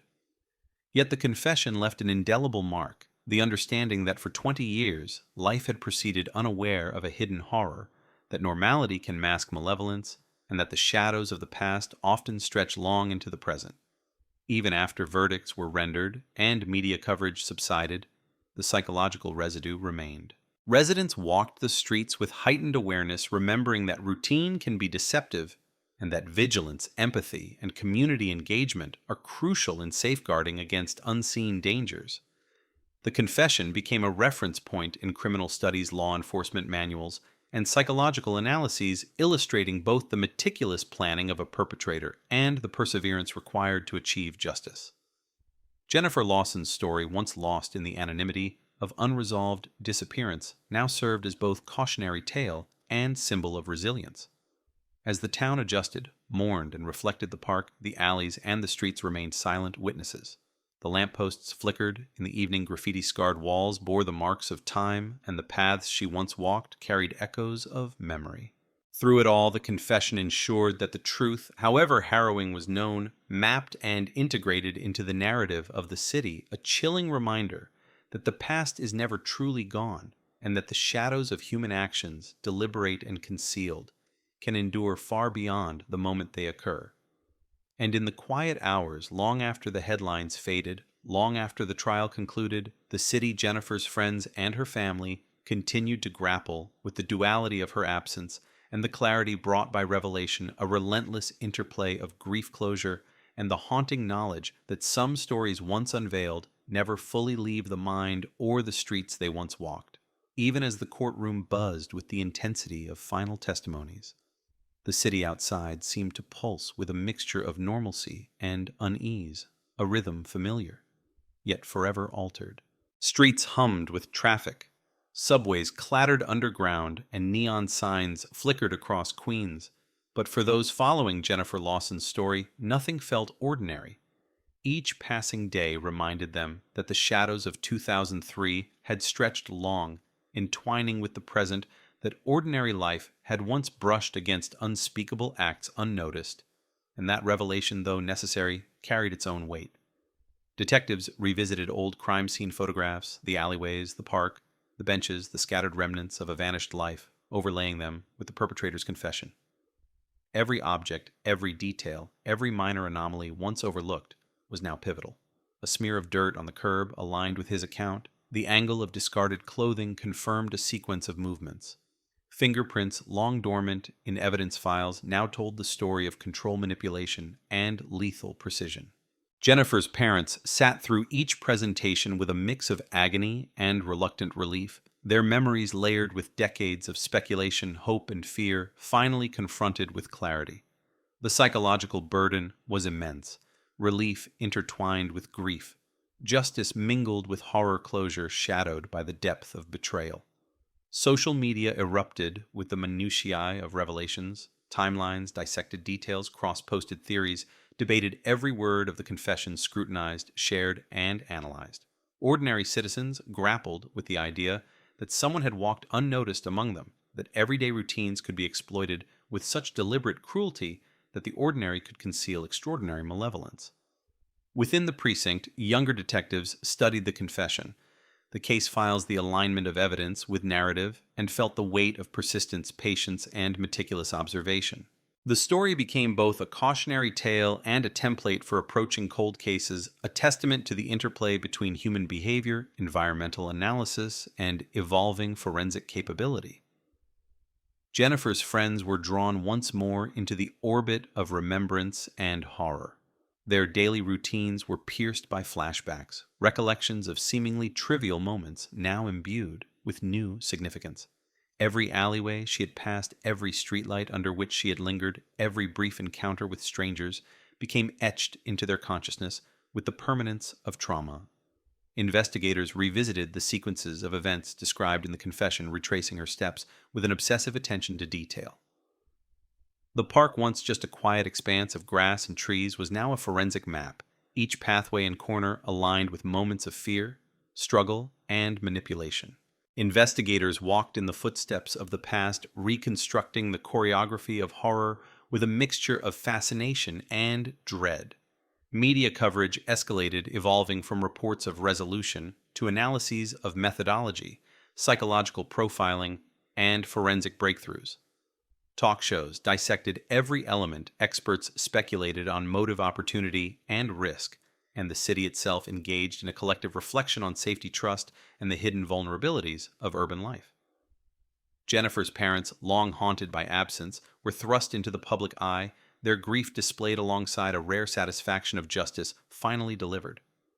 Every testimony, every piece of corroborating evidence, every confirmation of the perpetrator's account reinforced the painstaking work of detectives, analysts, and forensic scientists who had refused to let the case fade into oblivion.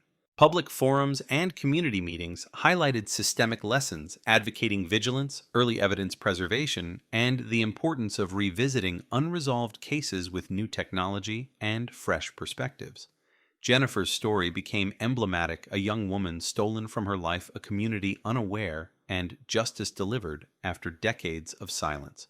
Discussions expanded beyond the immediate case, touching on broader societal concerns, human predictability, environmental manipulation, and the ability of malevolent actors to blend seamlessly into ordinary life. Citizens debated the fine line between vigilance and paranoia, between normalcy and awareness, and the role of community in safeguarding against hidden threats. Within the precinct, detectives reviewed other cold cases inspired by the success in Jennifer's investigation.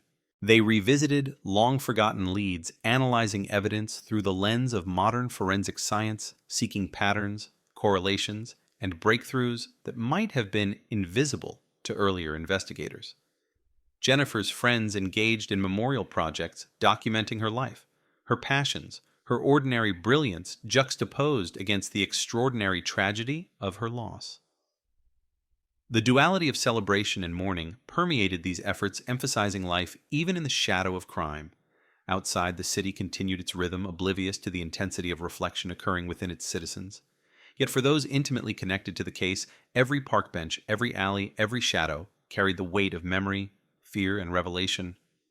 Detectives meticulously retraced sequences outlined in the confession, overlaying past and present landscapes. Changes in terrain, trees, grown graffiti painted over benches replaced were carefully noted adjustments made to confirm spatial accuracy. Patterns emerged that revealed not only the perpetrator's movements, but also the environmental cues exploited to remain undetected. Forensic experts confirmed DNA matches, fiber transfers, and soil traces that were once dismissed, integrating them into the confession's timeline. Each confirmation tightened the narrative, rendering doubt virtually impossible. Jennifer's parents attended sessions with psychologists and grief counselors, navigating a labyrinth of emotions that blended relief with renewed sorrow. They confronted the reality of their daughter's final hours, the calculated cruelty of the perpetrator, and the long shadow of uncertainty that had dominated their lives. Social conversations emerged around the subtleties of urban life, the vulnerabilities inherent in routine, and the psychology of offenders who exploit trust, familiarity, and predictability. Schools and community centers incorporated lessons on awareness, observation, and personal safety, often referencing the case as an example of how ordinary decisions intersect with extraordinary dangers. Jennifer's friends, grappling with trauma, organized storytelling sessions, memorials, and commemorations. They sought to reclaim her narrative, emphasizing her personality, dreams, and the joy she had brought to those around her, balancing the horror revealed by the confession with the vibrancy of her life. Investigators, detectives, and forensic scientists continued the painstaking process of cross-verification, ensuring that every minute detail of the confession was matched against physical evidence, witness testimony, and environmental data. The methodical precision of the perpetrator, now fully exposed, became a textbook example for law enforcement training, illustrating both the dangers of oversight and the power of perseverance. As verdicts approached, tension gripped the community. Residents followed proceedings, closely reading transcripts, analyzing expert testimony, and grappling with the reality that evil could operate unnoticed, meticulously, and for years. The city, in its indifferent rhythm, bore no sign of the intensity playing out within the courtroom and the hearts of those connected. Jennifer's life, once a series of ordinary moments, now carried the weight of extraordinary attention, scrutiny, and reflection. Her absence was felt not only by family and friends, but also by a community confronted with the uncomfortable truth of human capability for deception, calculation, and cruelty. Each new detail from the confession deepened the psychological impact, the manipulation of environmental cues, the selection of location, the timing of actions, the exploitation of routine, all forming a chilling blueprint of premeditation. Detectives noted how each aspect of her disappearance had been orchestrated to minimize risk, maximize control, and evade detection. The media, relentless in coverage, contextualized the case within broader societal patterns, exploring how unresolved cases endure, how technology can bridge decades, and how communities respond to revelations that reshape perceptions of safety and normality. Jennifer's parents, though wounded anew by vivid details, experienced a complex mixture of relief, validation, and continued sorrow. Every fact confirmed, every assertion corroborated, offered closure, yet the emotional scar of lost years remained unhealed. Community discussions highlighted the importance of advocacy vigilance and the continuous evaluation of safety protocols. Neighborhood watches were reinforced, local authorities increased patrols, and social education programs emphasized observation reporting and communal responsibility. In parallel, criminologists examined the case for insights into human behavior, offender psychology, and the utilization of environmental patterns to predict and prevent criminal acts. Their analyses contributed to law enforcement training, forensic methodologies, and public awareness initiatives. Jennifer's friends preserved her story through documentation art and storytelling, ensuring that her life was remembered distinctly from the horror of her final hours. Memorials became dual-purpose events, honoring her existence and reinforcing communal resilience. Investigators walked the park and surrounding streets, repeatedly aligning past accounts with current topography, noting how environmental alterations, construction, landscaping, streetlight changes impacted the interpretation of evidence. Each verification strengthened the narrative, leaving no ambiguity about the accuracy of the confession. As Part 5 concludes, the interplay of revelation, grief, societal reflection, forensic validation, and community vigilance coalesces into a tapestry that is both unsettling and illuminating, underscoring the enduring impact of Jennifer Lawson's story, the calculated nature of the perpetrator's actions, and the persistent, sometimes uncomfortable human need to confront and understand the shadows that linger in everyday life. The city outside never paused yet. Within its streets, alleys, and parks, the shadow of Jennifer Lawson's disappearance and the subsequent confession lingered like a persistent echo. Detectives walked the familiar paths with a renewed urgency, mapping every possible vantage point, retracing movements, and visualizing the predator's meticulous planning.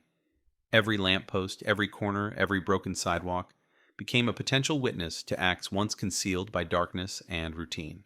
Forensic experts revisited the evidence with the fresh lens of confirmation, reanalyzing fibers, revisiting soil samples, enhancing photographic records, and reconstructing timelines with painstaking precision.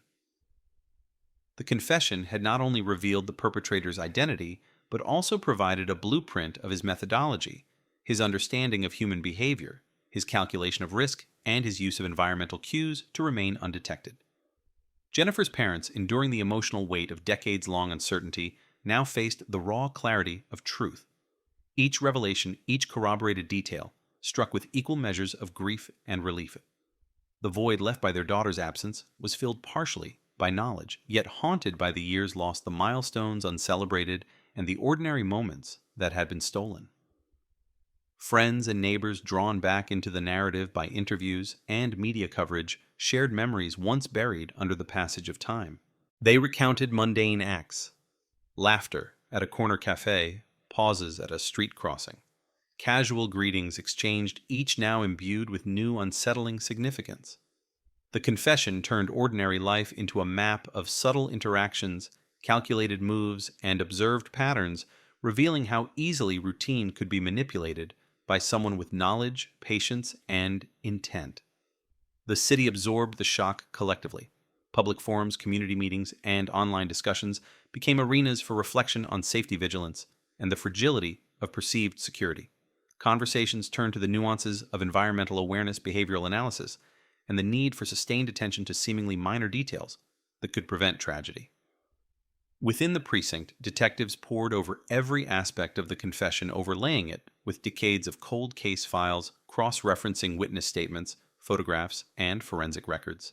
The synthesis of old and new information unveiled patterns previously invisible, demonstrating the predator's understanding of human routines, environmental factors, and law enforcement limitations at the time. Media coverage, relentless and consuming, dissected the confession in granular detail. Reporters mapped routes, highlighted timing, explored psychological motivations, and amplified community reactions. The narrative captivated a city accustomed to headlines, yet rarely confronted with such intimate insights into human malevolence. Jennifer's friends, grappling with grief and shock, organized memorials and commemorations to honor her life, balancing horror with celebration. They recalled her energy, her humor, her unremarkable brilliance, reclaiming her identity from the shadow cast by tragedy. These gatherings, both public and private, became spaces for collective processing, reflection, and remembrance, emphasizing resilience alongside sorrow. The confession also prompted procedural introspection within law enforcement. Detectives and analysts reflected on oversights, the limitations of technology in 2003, and the importance of persistence, intuition, and methodical evidence review. Training programs were updated, emphasizing environmental analysis, witness engagement, and the long-term value of cold case investigation. Psychologists and criminologists analyzed the perpetrator's methods, exploring his calculation of environmental factors, manipulation of human behavior, and meticulous orchestration of actions designed to evade detection. Their insights informed both law enforcement strategies and public safety campaigns, highlighting the intersection of psychology, forensic science, and procedural diligence. Outside the courtroom, neighborhoods responded with a mix of fear, vigilance, and solidarity. Residents shared memories, retraced routes, and engaged in discussions about safety, community cohesion, and the unpredictable nature of hidden threats. Public awareness campaigns highlighted the importance of attention reporting anomalies and supporting ongoing investigations into unresolved cases. Jennifer's parents, navigating the complex mixture of closure and renewed grief, engaged with community support networks, advocacy groups, and media interviews. Their story became emblematic of resilience in the face of long-term uncertainty, emphasizing the interplay between personal suffering and systemic perseverance in achieving justice. As the confession unfolded, the meticulous nature of the crime became clear. The selection of isolated locations, the timing aligned with predictable routines, the manipulation of environmental and social cues to maintain control, and the deliberate avoidance of witnesses. Each element illustrated both the intelligence and cold calculation of the perpetrator, amplifying the horror while providing crucial insight into human behavior and criminal strategy. Investigators revisited the park alleyways and streets, noting changes over time, grown foliage, relocated benches, altered pathways, each factor considered in reconstructing the crime sequence. Environmental shifts, once incidental, now provided critical context in understanding the precision of actions taken 20 years prior. Friends and community members organized support networks to process trauma, discuss safety measures, and advocate for proactive engagement in local security initiatives. They shared insights, recollections, and strategies, seeking to ensure that the revelation of past evil would foster vigilance rather than immobilize with fear. Forensic teams conducted exhaustive analysis, comparing new data with archived evidence, confirming the alignment of fibers, soil samples, and DNA traces.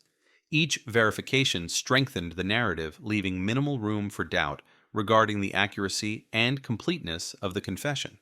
The confession also catalyzed a broader reevaluation of other unresolved cases. Law enforcement agencies across New York revisited cold files, applying modern technology, analytical rigor, and behavioral profiling to uncover patterns, corroborate leads, and identify previously unrecognized connections. Jennifer's friends documented their experiences, creating visual records, journals, and digital archives that captured her personality, achievements, and interactions. These materials served as both memorials and educational tools, highlighting the vibrancy of life overshadowed by tragedy while reinforcing lessons on awareness and vigilance. The courtroom proceedings highlighted the extraordinary level of detail within the confession. Every sequence of movement, every choice of location, every environmental consideration was scrutinized and confirmed with supporting evidence. Jurors were immersed in a narrative that was both methodical and horrifying, struggling to reconcile the calm delivery of facts with the violent reality they described. Community responses were equally complex: empathy for Jennifer's family, anger at the perpetrator, curiosity about methodology, and reflections on personal and collective responsibility. Discussions spanned the personal to the societal, touching on individual safety, urban vulnerability, and the unpredictability of hidden threats. Detectives revisited other cases with renewed focus, identifying potential links, patterns, and strategies informed by the confession. The process reinforced the value of persistent investigation, attention to minute detail, and the integration of psychological, environmental, and forensic analyses in understanding and solving crimes. Jennifer's parents, while confronted with the stark details of the perpetrator's actions, found a measure of solace in the resolution of uncertainty. Every confirmation, every verified fact, every corroboration of the confession provided clarity in a story long shrouded in mystery, yet also reinforced the enduring impact of trauma that cannot be erased by evidence alone. Public forums, media discussions, and academic analyses examined the case from multiple perspectives: criminal psychology, procedural diligence, forensic innovation, and societal implications. The narrative became a reference point for understanding both the methodology of the perpetrator and the perseverance of investigators over decades. Jennifer's friends continued their commemorative work, emphasizing her individuality, her aspirations, and the ordinary moments that had defined her life.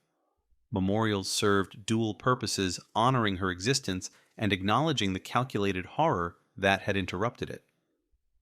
Investigators meticulously reconstructed every step, considering changes in terrain, environmental conditions, and human behavior.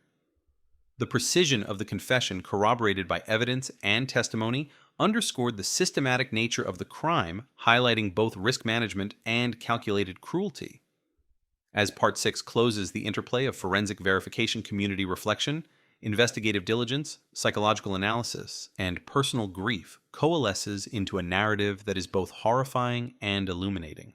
Jennifer Lawson's story, once obscured by time and uncertainty, emerges as a testament to human resilience, the relentless pursuit of truth, and the enduring impact of revelation on the lives it touches. The city seemed indifferent to the storm of revelations that had swept through Queens, yet for those who had followed Jennifer Lawson's story, every street, every corner, every shadow carried a weight previously unimaginable. Detectives continued their meticulous retracing of her last steps, overlaying the confession with environmental data, witness testimony, and forensic evidence, each piece interlocking to form a grim mosaic of premeditation and calculated action. Every pathway she had traversed, every park bench where she paused, every dimly lit alleyway became part of a reconstructed choreography of terror, mapped with obsessive precision. The confession revealed not only the sequence of actions, but also the psychological manipulation employed, how the perpetrator had studied routines, exploited environmental blind spots, and anticipated human behavior to maintain control. Jennifer's friends, drawn back into a vortex of memory and revelation, recounted seemingly trivial incidents that had taken on new significance. Laughter in a cafe, hesitant steps at a crosswalk, casual greetings, all transformed into data points in an invisible web that had led to her disappearance. Each recollection reinforced the chilling realization of how ordinary life had been penetrated by calculated evil. Within the precinct, younger detectives pored over archival records, analyzing old crime scene photographs, witnesses' statements, and forensic notes with a combination of fascination and dread. They compared these to the confession, noting the precision of environmental manipulation, the calculated timing of movements, and the chilling ability of the perpetrator to anticipate investigative limitations of the early 2000s. Outside the courtroom, public attention remained intense. News vans lined the streets, social media forums buzzed with dissection and debate, and ordinary citizens grappled with the unsettling lesson that normalcy can conceal extraordinary malevolence. Community meetings addressed safety awareness and vigilance, while discussions expanded into psychological understanding, environmental cues, and the subtle interplay of routine and opportunity. Jennifer's parents faced each revelation with a complex blend of grief, relief, and lingering anguish. Each corroborated detail brought clarity, but also reminded them of the 2 decades of uncertainty the milestones unmarked, the ordinary moments stolen. Their daily lives were punctuated by media coverage, interviews, and personal reflection, navigating the thin line between closure and trauma. Investigators meticulously retraced the perpetrator's path, noting environmental changes over the years. Grown foliage replaced benches, shifted street layouts, and analyzing how these alterations affected reconstruction.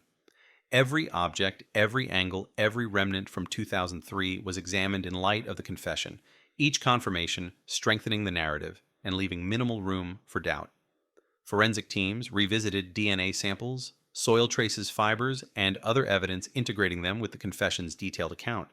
Each match provided tangible proof of actions, aligning human testimony with physical traces, forming an unbroken chain linking the perpetrator to the crime.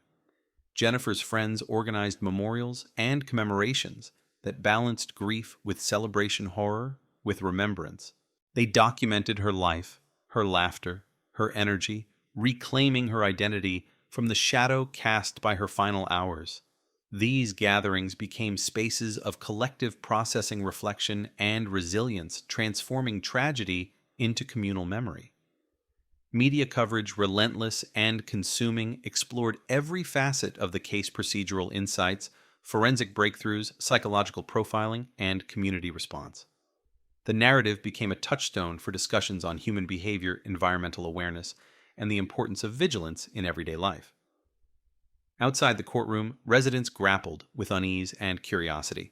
Every familiar street, every quiet corner, every neighborhood path carried a lingering tension, a reminder that ordinary routines can be exploited, that shadows may conceal unseen threats, and that vigilance is both a communal and personal responsibility.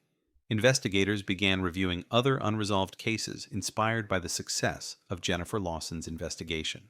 They applied lessons learned: meticulous evidence preservation, environmental analysis, behavioral profiling to cold files, seeking patterns and connections previously unnoticed.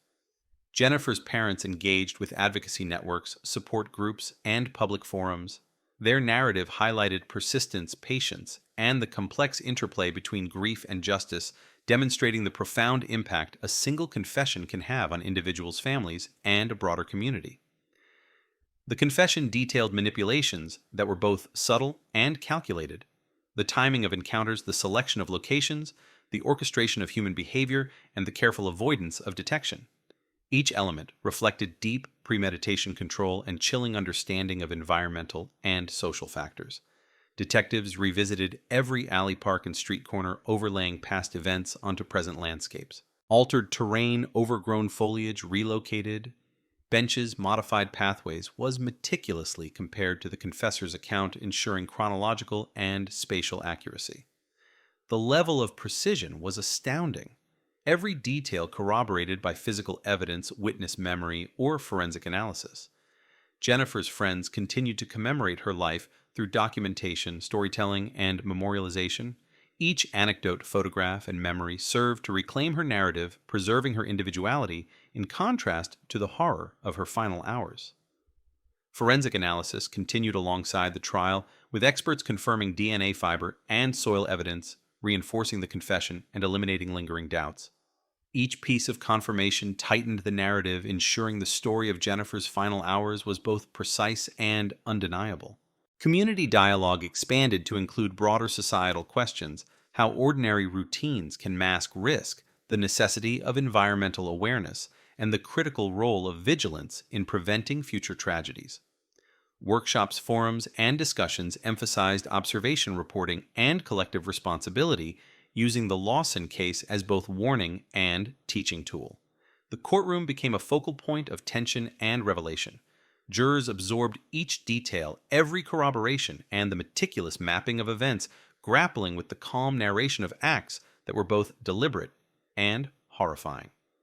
Public attention remained high, with social media dissecting testimony, analysis of behavior, and implications for law enforcement practices. Jennifer's parents, while still immersed in grief, found moments of solace in seeing justice administered, evidence validated, and their daughter's story acknowledged with clarity. They engaged with psychological support, advocacy work, and community outreach, navigating the complexity of closure intertwined with enduring trauma. Investigators, detectives, and forensic specialists reflected on procedural lessons, the necessity of patience, the importance of environmental and behavioral analysis, and the enduring value of persistent pursuit of truth.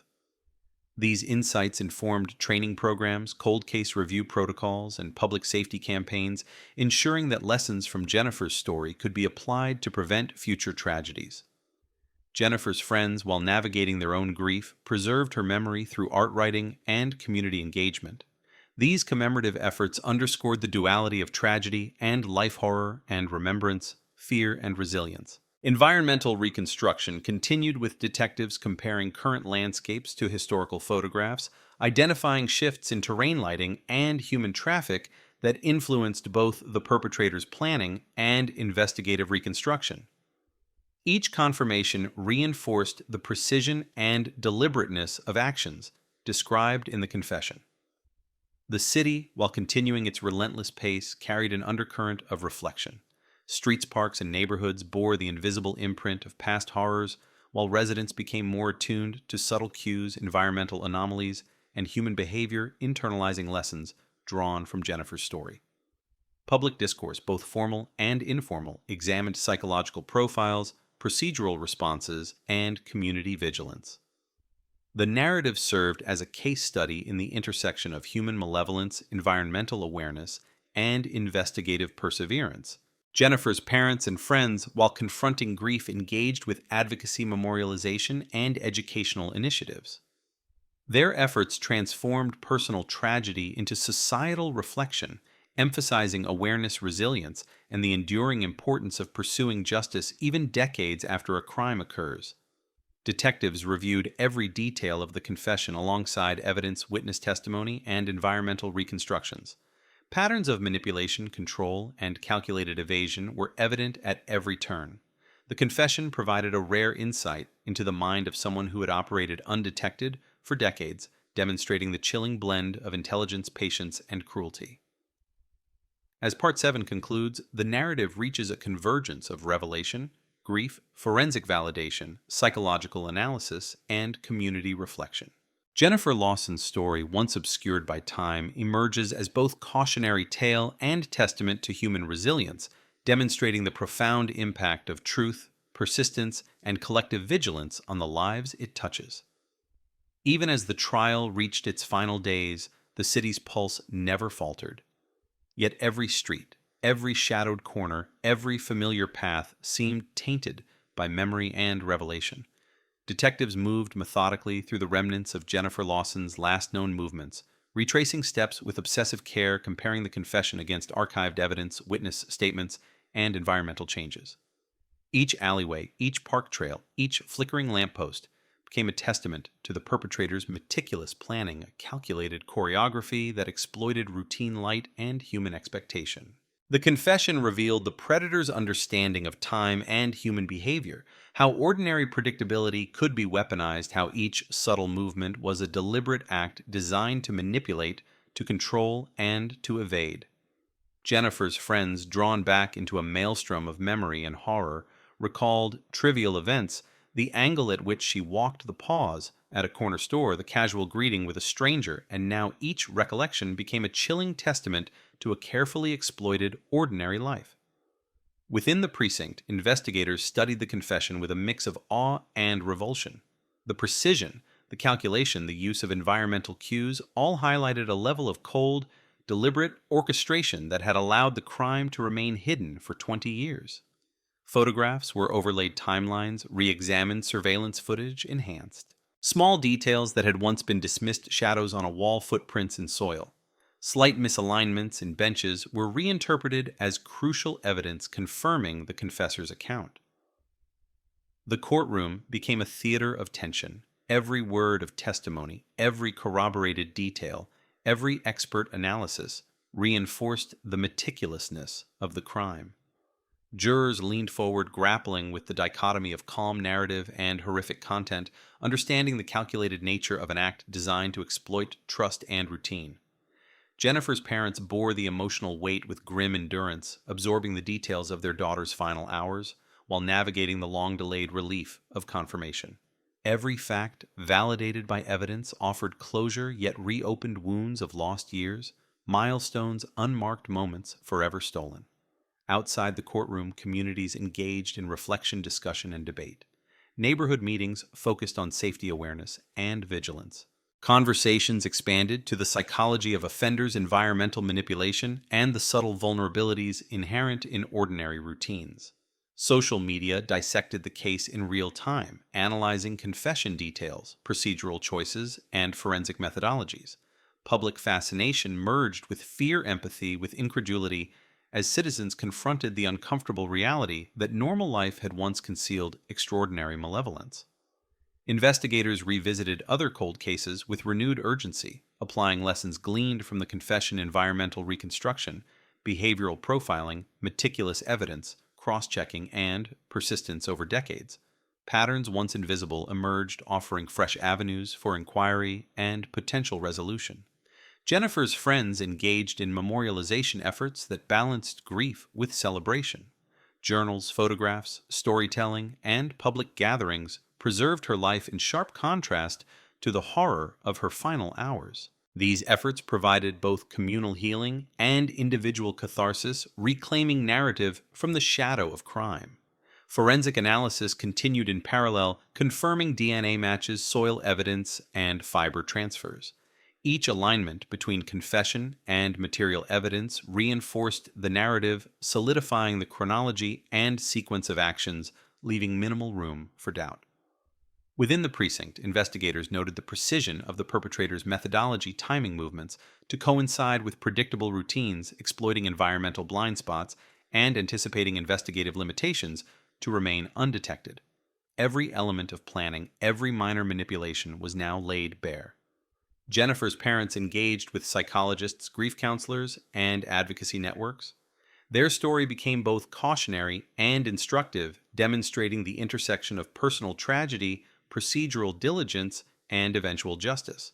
The confession became a touchstone for discussions on human behavior, the exploitation of routine, and the mechanisms by which malevolent actors manipulate both environment and psychology to achieve their ends. Detectives walked through park streets and alleyways, overlaying historical accounts with contemporary landscapes. Alterations over time, grown foliage shifted. Bench's urban development were integrated into reconstructions to ensure fidelity to the original sequence of events. Jennifer's friends and community members participated in discussions about safety and awareness, balancing grief with proactive engagement.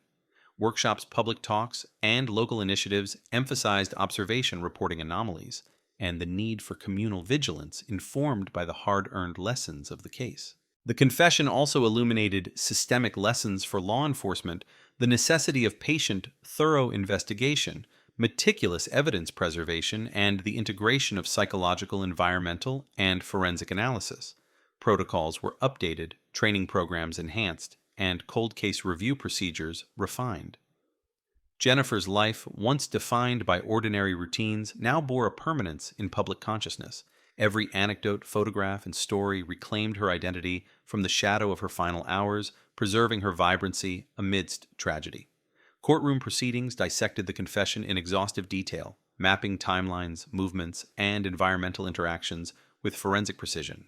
Jurors and observers alike grappled with the juxtaposition of calm narration and horrific action, struggling to comprehend the deliberate orchestration that had remained hidden for decades. Community reflection extended beyond Queens. Discussions on urban vulnerability, human predictability, and the importance of proactive vigilance spread to broader audiences, emphasizing the universal lessons inherent in Jennifer Lawson's story. Social forums debated psychology, law enforcement strategy, and the ethical implications of surveillance and public safety. Detectives revisited historical evidence correlating witness statements, forensic traces, and environmental data. Each confirmation reinforced the confession, validating both the sequence of events and the calculated precision of the perpetrator. Jennifer's friends continued their memorial work, balancing grief with preservation of memory, ensuring that life and individuality were not overshadowed by the horror of her disappearance. Public education campaigns emphasized environmental awareness, observation, and the importance of reporting anomalies. turning tragedy into proactive societal lessons. Investigators analyzed the perpetrator's behavioral patterns, exploitation of trust calculation of risk, and manipulation of environmental cues. These insights informed procedural adjustments, training programs, and broader criminal profiling efforts. The city, while continuing its relentless rhythm, carried the invisible imprint of the events. Streets, parks, and neighborhoods held subtle reminders of the past spaces once ordinary were now loaded with memory observation and awareness. Jennifer's parents navigated the interplay of closure and trauma, engaging in public discourse, advocacy, and personal healing. Their experience highlighted both the emotional cost of unresolved loss and the profound impact of eventual justice. Environmental reconstruction, forensic verification, and behavioral analysis coalesced to provide a complete picture of the crime. Investigators meticulously compared past and present landscapes, confirmed sequences of movement, and validated every detail of the confession against physical evidence and witness testimony. The precision and deliberateness of the perpetrator's actions became a study in human malice, environmental manipulation, and the exploitation of predictable behavior. As Part 8 concludes, the narrative interweaves revelation, grief, forensic rigor, psychological insight, and communal reflection. Jennifer Lawson's story, once obscured by decades of uncertainty, emerges as a chilling testament to human resilience, investigative perseverance, and the enduring weight of truth in a city that continues to move unaware yet forever changed by the shadows it carries. The courtroom buzzed with tension as the final pieces of evidence were presented, each revelation like a cold wind cutting through the collective psyche of those gathered. Jennifer Lawson's story, once a faint trace in the minds of a grieving community, now unfolded in stark, unrelenting clarity. Detectives reviewed the confession with unwavering focus, overlaying it against decades-old photographs, maps, and witness recollections. Each detail aligned with precision: the movement through streets, the calculated pauses, the exploitation of environmental blind spots, and the subtle manipulation of human expectation. The confession unveiled not only the mechanics of the crime, but also the perpetrator's psychological orchestration, revealing a mind that had observed, analyzed, and exploited the minutiae of ordinary life. Jennifer's friends, still grappling with layers of grief, recalled instances previously dismissed as trivial. The exact position she had paused at a streetlight, the angle of a shadow, where she had lingered. The brief nod to a stranger all became critical points in reconstructing the events. Ordinary moments were reinterpreted as a sequence of strategically manipulated behaviors, a tapestry of control, anticipation, and chilling intent. Within the precinct, younger detectives marveled at the meticulous nature of the confession. Every environmental cue had been accounted for, every potential witness minimized or anticipated, every deviation from routine anticipated and exploited. Forensic evidence, once stored and forgotten, now served as irrefutable confirmation. Soil traces, fiber alignments, and enhanced photographic evidence mapped directly onto the narrative provided by the perpetrator. The courtroom became a crucible of tension. Jurors leaned in, absorbing each intricate detail, struggling to reconcile the calm, methodical narration with the horrifying acts it described. The community outside followed in rapt attention, debates emerging on social media, community forums, and local gatherings. Conversations ranged from the psychological profiling of the offender to the ethical and procedural lessons drawn from decades of cold case investigation. Jennifer's parents faced a storm of emotion, absorbing the verification of long-held suspicions while confronting the harrowing reality of their daughter's final moments. Relief was intertwined with renewed grief, each corroboration of the confession reopening wounds that had never fully healed. Investigators revisited parks, alleyways, and street routes, comparing the current environment to historical photographs, noting changes in foliage pathways and lighting. Every alteration was accounted for, each adjustment meticulously integrated into reconstructions to ensure an accurate reflection of the events as they had occurred. Friends and community members organized memorials that intertwined grief with remembrance, highlighting Jennifer's vitality, humor, and humanity. Each gathering served as both commemoration and catharsis, a reclamation of life amidst the shadow of death. Media coverage intensified analyzing forensic breakthroughs, procedural adaptations, and behavioral insights gleaned from the confession. Discussions extended beyond the immediate case, exploring urban vulnerability, human predictability, and the lessons to be drawn from prolonged investigations. Detectives applied insights from the confession to other unresolved cases, revisiting cold files with renewed rigor. Behavioral analysis, environmental reconstruction, and meticulous cross-referencing of evidence were employed, revealing patterns previously obscured by time and oversight. Jennifer's parents engaged in advocacy counseling and public education, transforming personal tragedy into broader societal reflection.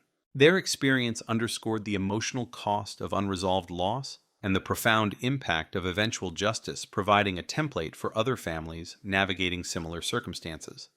The confession revealed calculated orchestration at every turn, the timing of movements to coincide with predictable human behavior, selection of locations optimized for concealment, manipulation of environmental cues to evade observation. Every element demonstrated planning, patience, and an unsettling understanding of human psychology. Investigators meticulously reconstructed these sequences, comparing historical landscapes to current observations. Shifts in terrain, relocated benches, overgrown foliage, all were integrated to maintain fidelity to the original chronology. Each confirmation solidified the narrative, leaving minimal doubt about the accuracy and deliberateness of actions. Jennifer's friends continued commemorative efforts documenting her life, her personality, and her interactions, preserving her identity in contrast to the horrific events surrounding her disappearance. Forensic confirmation of DNA fibers and soil traces reinforced the confession, aligning physical evidence with witness recollection and environmental reconstruction. Each match amplified the chilling precision of the perpetrator's planning, highlighting the interplay between human behavior, environmental manipulation, and criminal foresight.